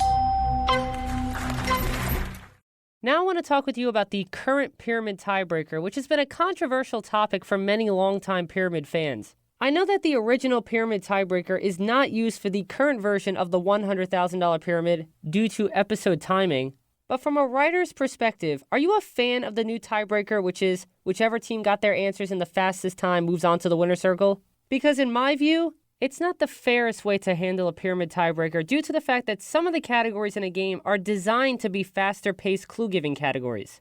I'm actually okay with it. And we were, when we brought the show back, we were definitely leaning towards doing the classic tiebreaker, which was words that start with this letter versus words that start with this letter. Wipe it out and we'll go again. Ladies breaking the tie with words that begin with the letter M or the letter C. We were close to bringing back the show exactly as it was, but I think in rehearsals or something in 2016, a show is 21 minutes and something seconds as opposed to whatever it was in 1979 where you had 25 minutes. And to just take the tiebreaker out completely would save us a chunk of time. And ultimately that's why we ended up going the route that we went. The thing that I like about it is that it sort of has this fun moment, and the host, Michael Strahan, is great at teeing it up and who did it in the fastest time, and there's sort of a nice small winning moment in the show there. The thing that is hard to me about it is there's nobody at home who is timing these contestants, so there's just sort of a shrug of the shoulders where, we'll take your word for it, I guess. The people who are judging the show, who are off on the side of the set, are incredibly meticulously counting the thousandths to the second of who got what faster. But I think for the viewer at home, it's both an exciting moment and suspenseful, but also like, all right, I guess those guys won. You're just trusting that the show knows. I still think that the losing contestant in the tiebreaker should get a cash consolation prize because they technically did not lose the game. And by the way, what I was referring to by faster-paced clue-giving categories mostly relates to name categories and opposites categories. Nowadays, for name categories, only the last name is provided instead of first and last names. However, that means now the clue giver can literally just say the person's first name, and the receiver can get the answer instead of the clue giver actually having to describe the person. In addition, there have been a number of categories that feature words that all have clear opposites, and all the clue giver has to do is say something like, it's not hot, it's this. So David, is the reasoning for these categories because you are allowing for an even chance of both players advancing to the winner's circle if a tiebreaker should arise? No, it's really just the celebs who we're getting, we don't want them to, if they don't know the show, do a whole lot of heavy lifting. So to take the example of names, if we give you the name Arnold Schwarzenegger in full, you could say, oh, he was governor of California, and then the person says Jerry Brown. He's like, no, he's an actor, and then you say Ronald Reagan, and you're sort of off. Whereas if we're just giving the last name, then you're just trying to get the person to say the word that's on the screen, so they can say, oh, he's a Terminator, Arnold, and then the other person says Schwarzenegger. And we have adopted at times, like there was a category that we played that was Meeting Mr. Right, and it was described these famous Republicans. And I don't remember the celeb who played it, but it was a lot of moaning of like, oh no, I'm totally going to bomb this. And they ended up getting 7 for 7 because it was just the last name, since it was like Arnold Schwarzenegger, Rudy Giuliani. And it ended up not being that hard at all. It didn't have anything to do with tiebreakers or anything like that. It was just more trying to give people a chance to get to 7, which is hard anyway. It's also another way of getting different words on the show. So there are a lot of different categories that you can write, which can have a lot of common words like beach or hair or things like that, but not as many that you can use Schwarzenegger. But if you write a category where these are all just last names of famous Republicans, you can start using a lot of different words that you haven't used on the rest of the season. But with the opposites and the name categories, do you necessarily think they are fair? Because the contestant with these types of categories have a much easier time getting 7 points and a fast time for a tiebreaker situation. And specifically with the name categories, the essence of the game is lost because you're not describing anything, you are just listing first names of popular people. Sometimes, but in that case, we're only giving the last names because we're directing you to only give the last names. But there will be other categories where we're giving the full names where, yes, you have to describe, like, if it's an actor, the movies that person has been in or whatever the case may be. But again, in most cases, trying to stray from the show being a trivia show or a knowledge-based show. I mean, some of the funnier moments have been, like, it was Beyonce and Snoop Dogg was on, and I think he said Jay-Z's wife or something, and the person had no idea, and he's like, come on, Jay-Z's wife. And it's a funny moment because here's this iconic couple, and the person didn't know it. But we want to put up words where you can say a lot of different things about what that word is. And if there's a whole name up there, it becomes less possible to do it. You mentioned before that one of the main components of your job as a game show writer is to know what other people know. So regarding that statement, I personally think that the material on today's Pyramid is significantly easier than the material on the 70s and 80s versions of Pyramid. So I'm curious to know, is the reason why the material might be easier now because you're still trying to get many celebrities, contestants, and the audience used to the gameplay again? Yeah, we've noticed even over just the 4 seasons that we've been on that some of even the winner circles from season 1 were a little bit harder than they were last year. And it's an issue of, again, reminding people what the game is, although now we've been on for a few seasons, and so the pressure is a little bit off for that, and we'll have celebrities come back to the show. We don't have to coach them as much, obviously. But to use one example, on earlier iterations of the show, they had in the winner's circle boxes that we called YUs, which were different ways of asking something in a winner's circle, which was not, things that split or naming lists of U.S. cities, or the other box, which is what a so-and-so might say. Because I am the groom and I'm getting married, I need to have this on. The reasons why you wear a tuxedo. And the YUs would be like, because I'm sad, because I'm cutting onions, and, it's why you cry. And the reason why we ended up doing away with those is because, again, we were bringing the show back, which hadn't been on in a while. And we did a few of them in season 1. And celebrities, when those came up, they were dumbfounded by them. It was just too confusing. because suddenly in winner's circle, the person was saying Arkansas, California, Texas, and they'd say states, and that's fine. And then I'm saying that you put your head on at night when you're asleep, and they'd say what a pillow might say, and that's fine. And then they would get to this other way of speaking, and they would just become totally confused. And so we just eliminated those completely. And over the course of the years, have just really tried to make sure that people were as comfortable with the game as possible. And we already had a number of celebrities who just have been flummoxed at times by some of the material, and we just want to avoid that as much as possible. There are going to be episodes where we have NFL players, like last season where we had 2 players from the Patriots come on. From the ABC studios in New York, this is the $100,000 Pyramid. Tonight's celebrity guests are from the New England Patriots, Super Bowl champions Rob Gronkowski and Julian Edelman. And now, here's your host, Michael Strahan. Welcome to the $100,000 Pyramid. I tell you, I'll be honest, I don't know if the lights are brighter or if it's all the bling from the Super Bowl rings in here tonight, but the stars, they are definitely shining tonight. Are you guys ready to meet our champions? Here's a guy who needs no introduction. It's the man, it's the myth, the legend, the Gronk.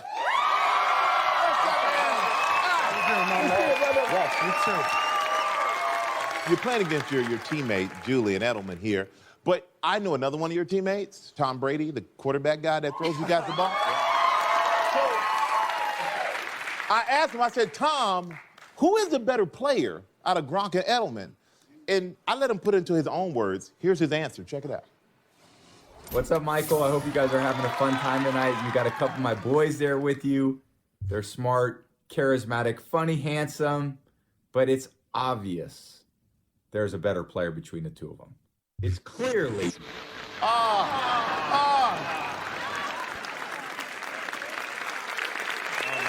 I'm sorry, man. We had technical difficulties we never got to answer, so we're going to have to get it tonight. We're going to have to get it tonight. Who's the best player on the Pyramid? Well, I hope you're warmed up, because you better be. Because you got to take down a man who is the current Super Bowl MVP, Julian Edelman.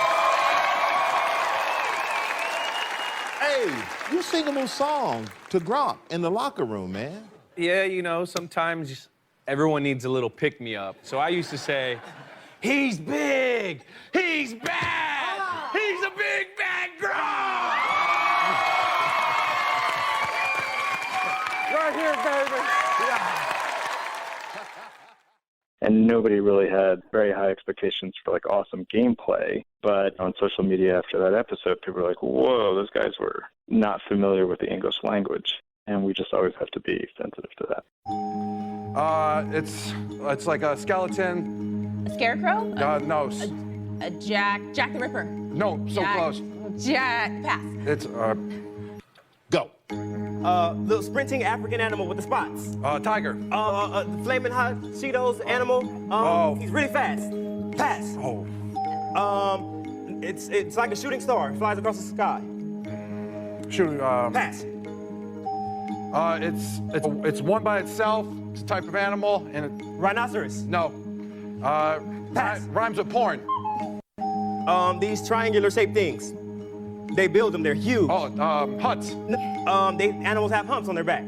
Canoe. Camels. The continent where the Nile runs. Egypt. No, the continent, not the. Egypt is in the big old place. I am blank American. I'm blank American. Africa. Of all the incarnations of Pyramid, ABC's The $100,000 Pyramid is the first version in which the contestants have always been more comfortable giving the clues. In fact, in the winner's circle, contestants no longer have a choice to give or receive. They have to be the clue giver. And in the main game, the contestants almost always give during their third category when they have a choice of giving or receiving. Are you surprised as much as I am that for years the contestants would almost always rather be on the receiving end, but now they would rather be on the giving end?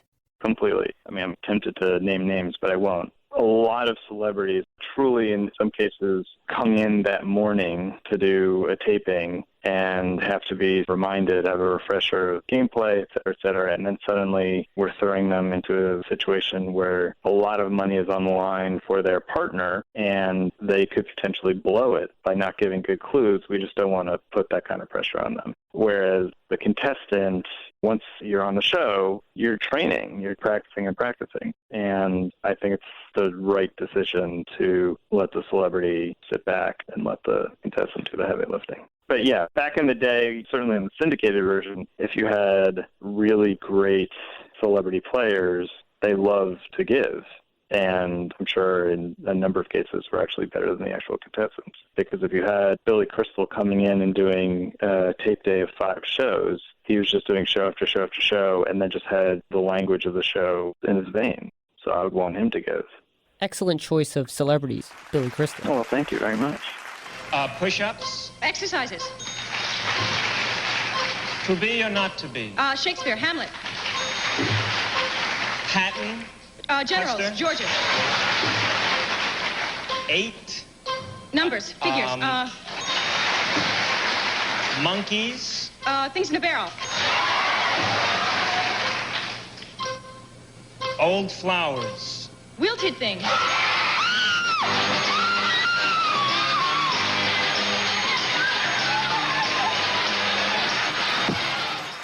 If you were playing in the winner's circle, David, which celebrity would you like to have as your partner? From all of our shows, it's among 3 people. She was on this year. She hadn't been on for a couple of years. Rosie O'Donnell is just phenomenal. Welcome back to the $100,000 Pyramid, where Paul had made it to the winner's circle, where he and his partner, Rosie O'Donnell, are about to play for $50,000. Now, Paul, I hear if you to win $50,000, you're going to add to a collection that you have. Yes, my whole life I've been a coin collector, but I couldn't afford them because college student money was short. So if I win, I'd like to add pieces to my collection. All right. Rosie, back in the winner's circle, feeling good? Feeling good. Good to go. Well, then let's go. We're going to put 60 seconds on the clock.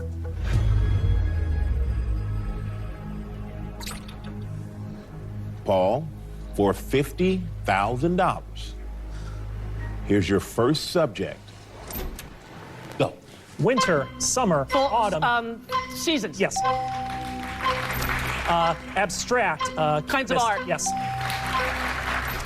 I'm the force that pulls items down to the earth. I'm gravity. Discovery. What gravity would Yes. say? 36D, 38B. Sizes of bras. Chemistry, physics. Types of sciences. Tennis. Sports with a ball. Tennis. Sports with a racket.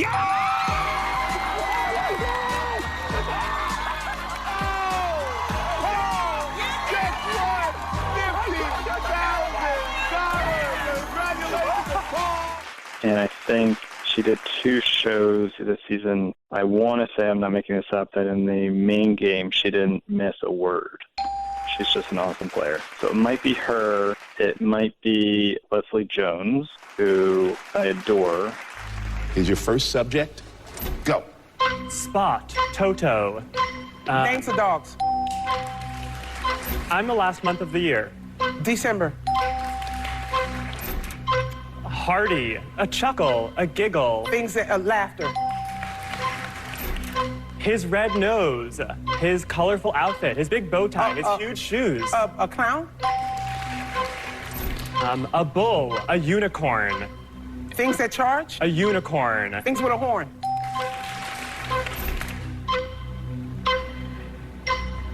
A black and white board game. A patterned shirt. Checkered. Things are checkered.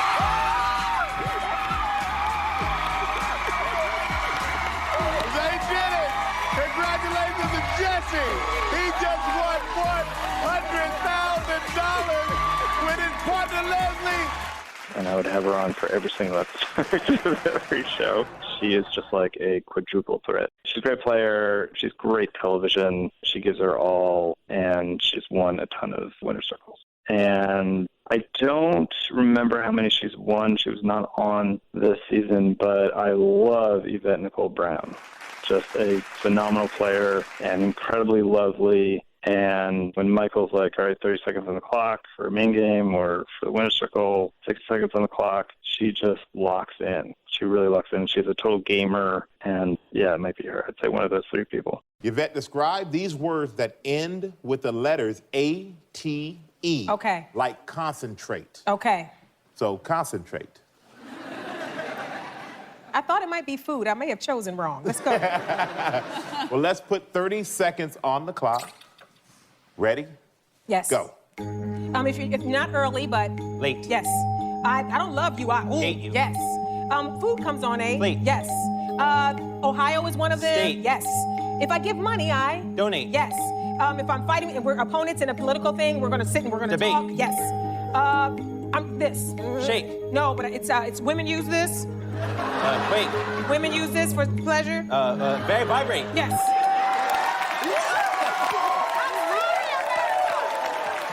Michael, I'm not proud of that. I'm not proud. You did whatever you took for your partner to get that answer. I want him to win. Yes. All three selections of yours, David, I think are excellent. And Yvette Nicole Brown, she filmed a few episodes of the GSN version of Pyramid back in 2012, so she has added experience on her side. Welcome back to the Pyramid here with Eric Mueller and Yvette Nicole Brown. We started with $10,000 and added $5,000 for getting 7 out of 7. Now there's $15,000 on the line. That's why. I like the focus and the calm. I don't want to interrupt it. I just want to remind you, Yvette, in this round, unlike the previous round, can't use your hands, use only lists, no prepositions, and if you get stuck anywhere on the pyramid, pass and come back to it if time permits. Okay.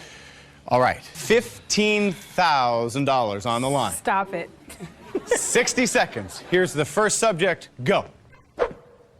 The tee, the clubs, Tiger Woods. Things on a golf course. Yes. The plane, the people flying. The things on an airport. Runway. You sound great. Do you like this scarf that I have on? Jennifer Lopez, you look great sitting next to me. I love you, What Randy. Randy Jackson would say. I love you, What Randy. Ryan Idle says. I love you, Jennifer Lopez. I'm one of the judges. I'm What one Steven of the Tyler yes. says. You might a salad. Here's your toss. A salad, a hamburger, crepes. Things breakfast, brunch foods. Yes. The mail, a door, your mind. Things you open. Yes. The road, rainy road, icy road. Things that are slippery, things that are slick. $15,000 for Eric. We'll be right back on the pyramid. Yes, absolutely. Bobby Moynihan is another great celebrity guest from this incarnation of Pyramid. It's fantastic. Absolutely fantastic. All right, you guys, let's put 60 seconds on the clock. Donovan and Bobby for $100,000. Here's your first subject. Go. Jenny, Julie. Names that start with J. Mary, Catherine. Girls' names. I am the Christ. Things Jesus would say. Yes. Yes, Lord. The Empire State. The Chrysler. Things in New York. The Flatiron. Things about New York. Buildings in New York. Michael, Jermaine, Tito. Jackson's brothers. The instructor. The participants. The mats. The quiet music. People in a yoga class. Space. Things that are dark.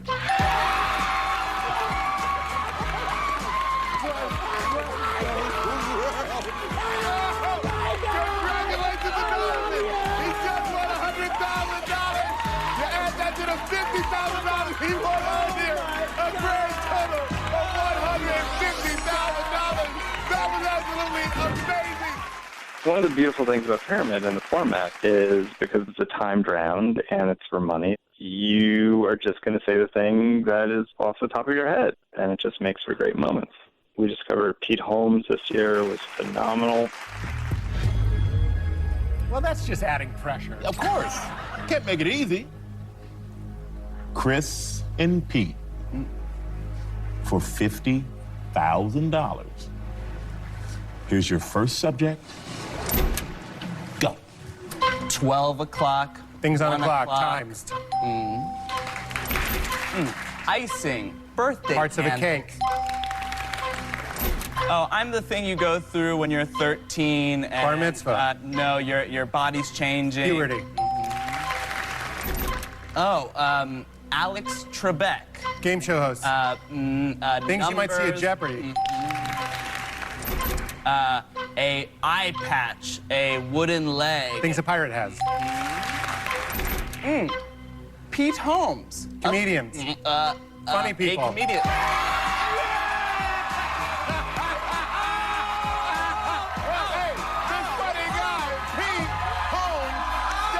Partner Chris win $50,000. Yvonne and Pete. He's trying to make you nervous. I know. It's working. For $50,000. Man, look at her. She's freaking out. Be nice, Michael. Here's your first subject. Go. Asian, African American. Types of people, races. Mermaids, sunken ships. Things under an aquarium, things in the sea, things in the ocean. I'm what you use to point at people on your hand. What you might say about, or what a finger might say. The obituaries. Parts of the newspaper. The ocean, the sky. Things that are blue. You want to take a time, little break? Ramen, Types of cereal. noodles. Things you might eat in a bowl.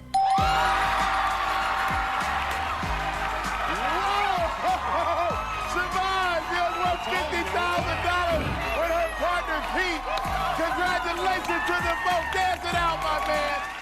I'd be happy to play with all of them. I love to win money. Yeah, Pete Holmes was the breakout star of Pyramid Season 4. Yes, definitely. From a writer's perspective, why do you think Pyramid keeps getting rebooted time after time through the years? We're living in a time where there's just always an onslaught of new, interesting words. And I think it's interesting to mix in with common dictionary words that some people even have trouble describing.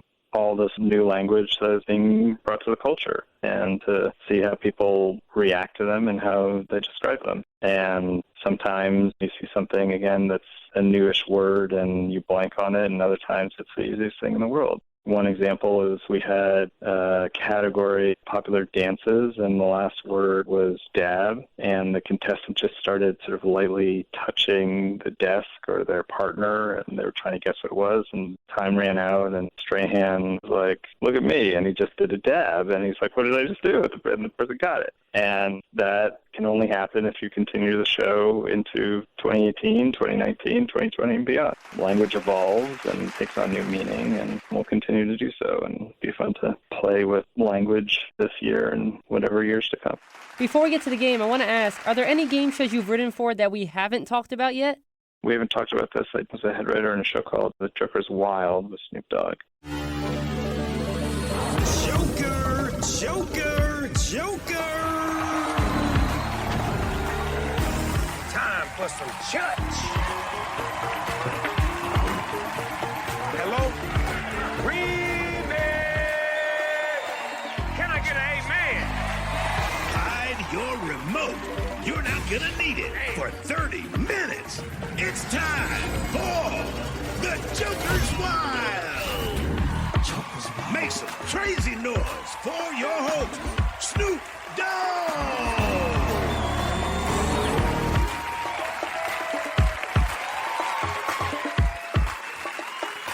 Have a seat, have a seat. Welcome to the Joker's Wild. Y'all ready to see somebody get paid? Well, I got $50,000 for the luckiest player in the building today. We also got celebrity appearances, including Aubrey Plaza, Exhibit, and Cheech and Chong. Which was this old format, and we redeveloped it a little bit and tinkered with it, and we made this beautiful new thing and had a huge amount of fun with it. And I had watched The Joker's Wild growing up, as had Snoop, and we made it into this thing that we thought was really fun and comedic and that people would enjoy. And I know you just wrote for the new version of Cash Cab, correct? 13,000 cabs in New York City, but there's only one that pays you. Climb into the Cash Cab and I'll quiz you all the way to your destination. As the meter clicks, the questions get harder and the stakes get higher. If you get stumped, you can shout out for help on the phone or off the street. Can I ask you a question? But be careful, because in this rig, it's 3 strikes and you are out. So what do you say? You in?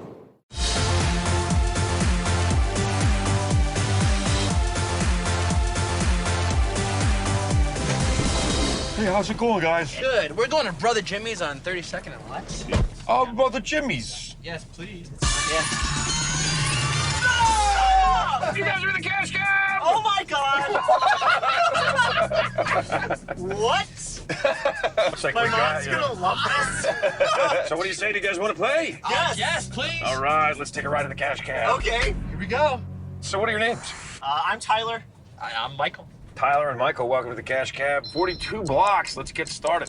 Yes, just wrapped on that. It was 65 episodes for Bravo. And a much beloved show, rightfully so. And it was super fun. People on it were great. I talked a little bit about it before. It sits on this moment of the element of surprise when people are getting into the cab. And then there's just high level of enthusiastic energy that is because of the format, because you're in this cab and everybody can sort of relate to it, and it's just fun. I've always wondered, are there a set number of questions designated for each game? Because in many instances, as a viewer, it seems like there are a lot more blocks traveled between 2 questions than there should be, especially if the contestants only get a few seconds to answer each question and factoring in New York City traffic. I think probably a lot of reasons for that. Some of it might be just editing. On a lot of the rides, there'll be 2 or 3 or 4 contestants. And if there's good television to be had where they're all talking to each other and it's sort of a fun moment, they'll give them that moment. And what ended up in the season, this is the only time I've worked on Cash Cab. I didn't do it in its earlier iterations on Discovery. But in the old days, they would have 4 games an episode, pretty much for every episode. And Bravo this time around was okay with having half-hour episodes be either 2 games or 3 games, just because some of the games are really great, and they didn't want to cut too much of it out. So I think in those shows that have just 2 games, you'll probably have a feel of the people in the cab are talking more or the question is lasting longer. But it's more just because there's good stuff going on, and they didn't want to cut it out. Is it predetermined which games are going to feature a red light challenge? And we're stuck at a red light, and that triggers a red light challenge! It's a multiple answer question. You have to get all parts of the answer correct in order to win the money. If you do, it's worth an extra $250. If you do miss it, you don't get a strike. You don't lose any money. You just don't get the $250, and you have 30 seconds to answer from the time that I have finished asking, are you ready? Yeah! A 2008 Harris poll ranked celebrities that raised the most awareness for their charitable causes. Name 4 of the 5 on the list. Go. Angelina Jolie. Got 1. Can't do it alone. Keep guessing. Anybody, no penalty for wrong answers. Celebrities who are into charitable things. Oprah again. Got 2 with Oprah. Tom Cruise. Keep guessing. Sylvester Stallone. John Travolta. Keep guessing. You've got 2. Brad Pitt. Brad Pitt. Okay. Got 3 with Brad Pitt. Mark Hovich. I don't know. Montel Williams. No. You need 1 more. Keep guessing. Anybody. Bono. You got it with Bono. Oh, man. The only one you didn't say was George Clooney. Oh, you know what? And I kind of thought of him, too. But you didn't need him. I know. You got it, and you're up to $550. Well done.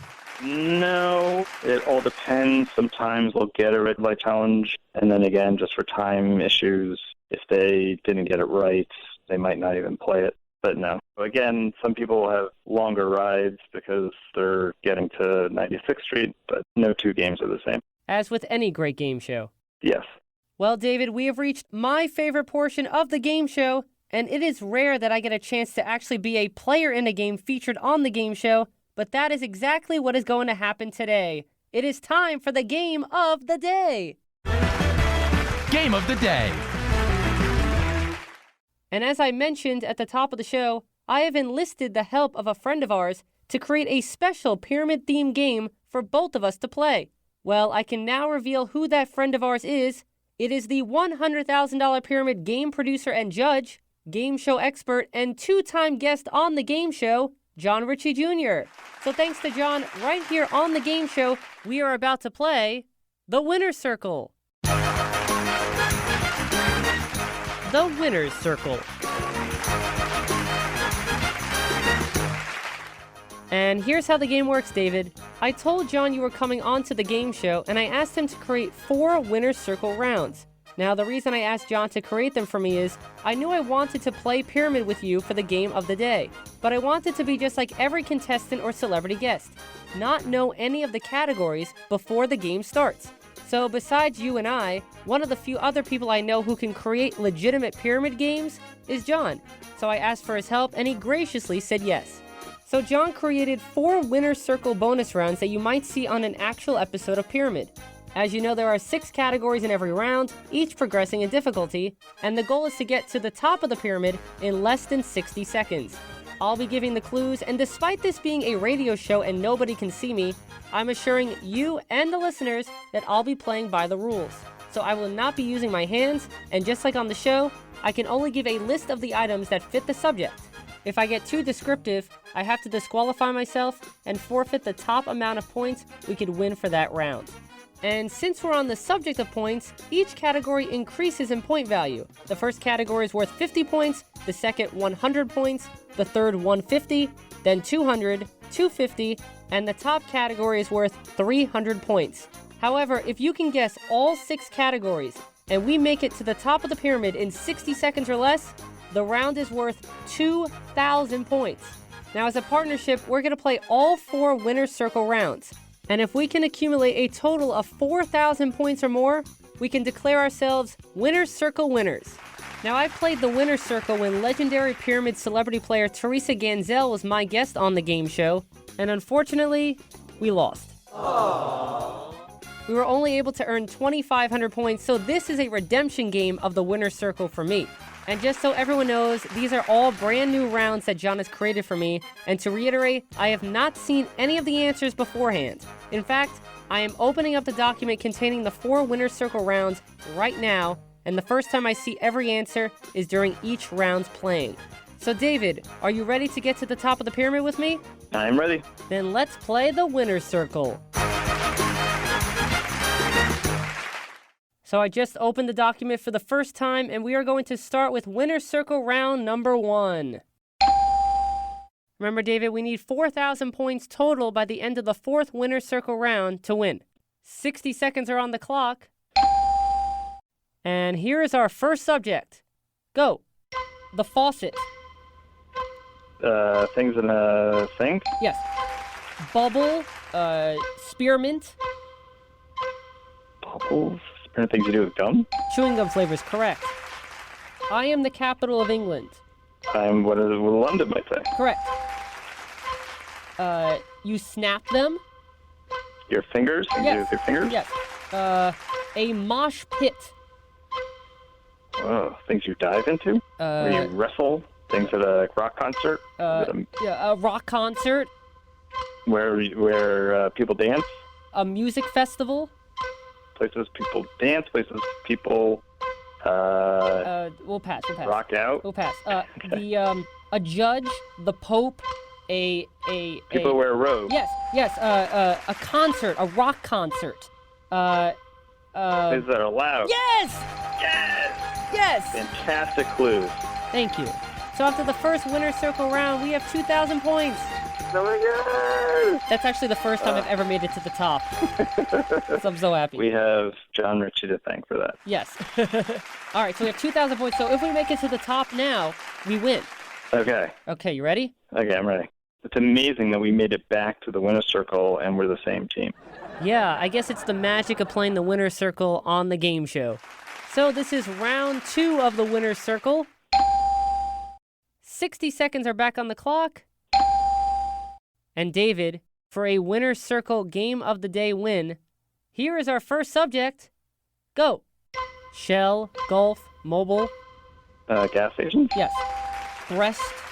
Parts of a chicken? No, breaststroke. Swimming strokes? Yes. I am on a box of Lucky Charms. What a leprechaun might say. Yes. Face. Suntan. Types of lotion? Yes. A bat, a vampire. Things with fangs? Yes. Butter. Sheets. Things you spread? Yes! Your clues are too good. You should be on the game show. Well, I've been working on that for years.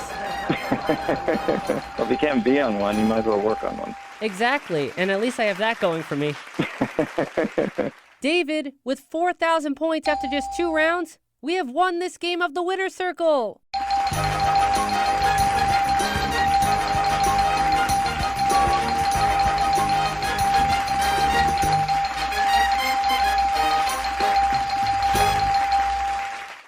Well done, well done. See, you're just as good of a pyramid player as you are a pyramid writer. Oh, come on. Those are fantastic clues, really. There are a lot of singers and actors and other celebrities who would not have done nearly as well. When you're versed in the show, it helps. And just to clarify, the second category was swimming styles, not swimming strokes. So that's why I was able to say breaststroke. We have 2 more boards. You want to play them? Sure, let's do one more. Sounds good. All right, let's begin round 3. You ready? Yep. 60 seconds on the clock. And here's our first subject. Go. Sandra Bullock, Meryl Streep. Actresses? Correct. I am the season after spring. What summer might say. Correct. George Costanza. Seinfeld character. Correct. The Bull, the Clown, the Roper. Things at a circus. The Bull. Oh, at a rodeo. Things at a rodeo. The Eiffel Tower, Big Ben. Landmark? Yes. A volcano. Things that erupt. Yes! Yes! It's a very good example. And I talk about this with our executive producer a lot. There's certain things in the Winner's Circle which, yes, it would be great if there are 5 examples that you can give to get the person to get the answer. Things that erupt, you don't have a lot of room, but volcano is really going to get you there. So sometimes we'll play something like that because it's just gettable. But you got it. Things that erupt. Well, you said 1 more, but since we won the first 3, do you want to try and go 4 for 4? Let's do it. That's what I like to hear. It's time for round 4 of the Winner's Circle. I know that I will have overreached because we're 3 for 3, but that's okay. Well, hopefully my good clue giving will continue and we can defy the odds. 60 seconds are on the clock. And here is our first subject. Go. Sneezing, coughing. Cold symptoms? Yes. You sit on me at a bar. What a stool might say. Yes. A tent. Things you pitch. Bug spray. Oh, things that you take camping. Yes. The wick. Parts of a candle. Yes. Porky. Babe. Porky. Oh, pig. Yes. Twiddle. Things you do with your thumb. Yes! 4 for 4. 8,000 points. We have won this game of the Winner's Circle.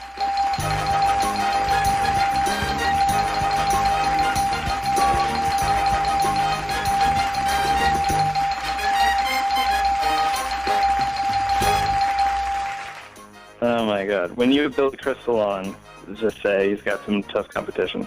Well, for both the 3rd and the 4th rounds, we made it to the top of the pyramid in 33 seconds. So all I have to do is shave off 7 seconds and I match Billy Crystal's 26-second pyramid record. That's it. And John actually wrote a little message for you at the bottom of the document, which says, "To David, these boards are all directly from last season episodes. So 1, he should have won them all because he probably wrote most of them. And 2, anything he didn't win is a taste of his own medicine.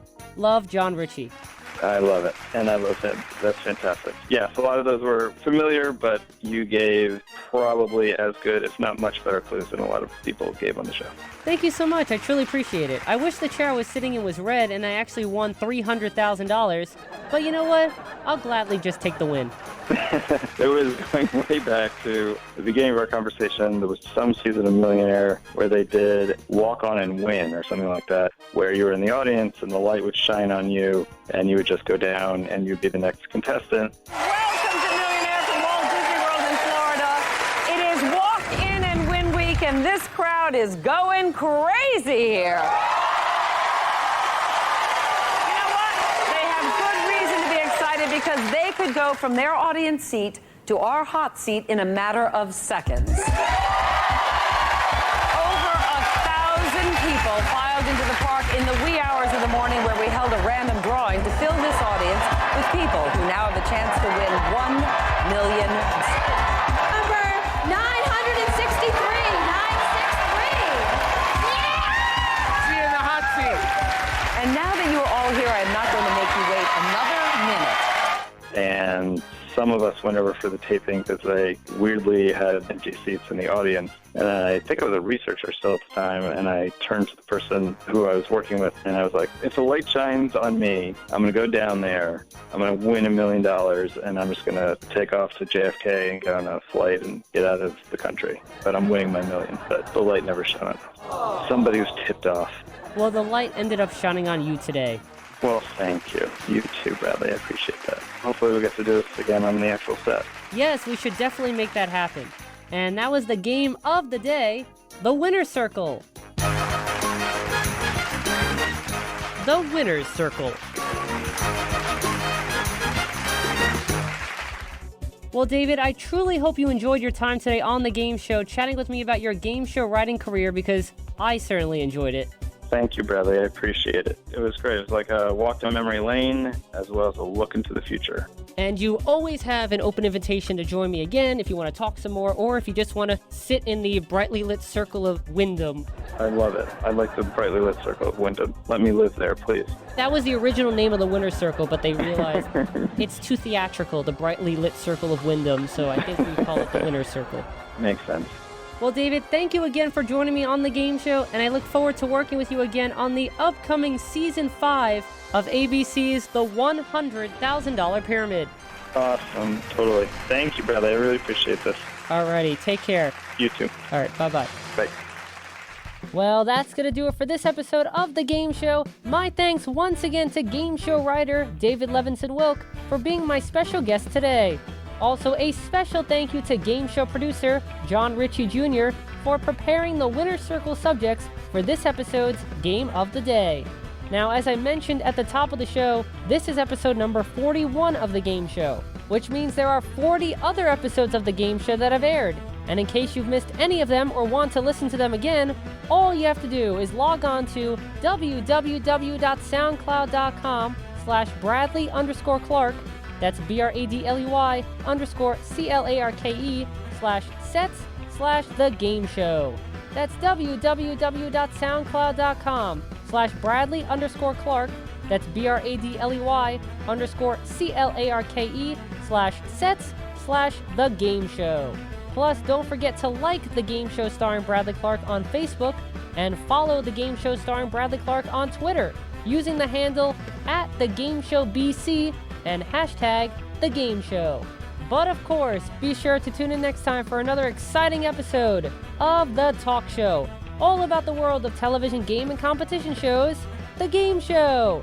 I'm Bradley Clarke, the Bradster, and I'm gonna go make sure the pyramid cuckoo bird hasn't escaped from its cage.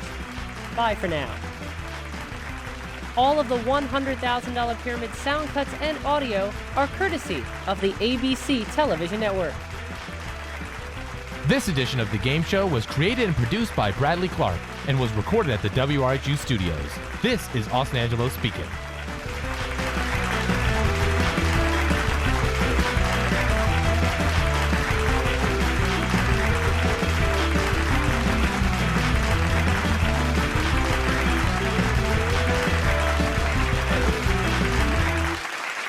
The Game Show is a Bradley Clarke production.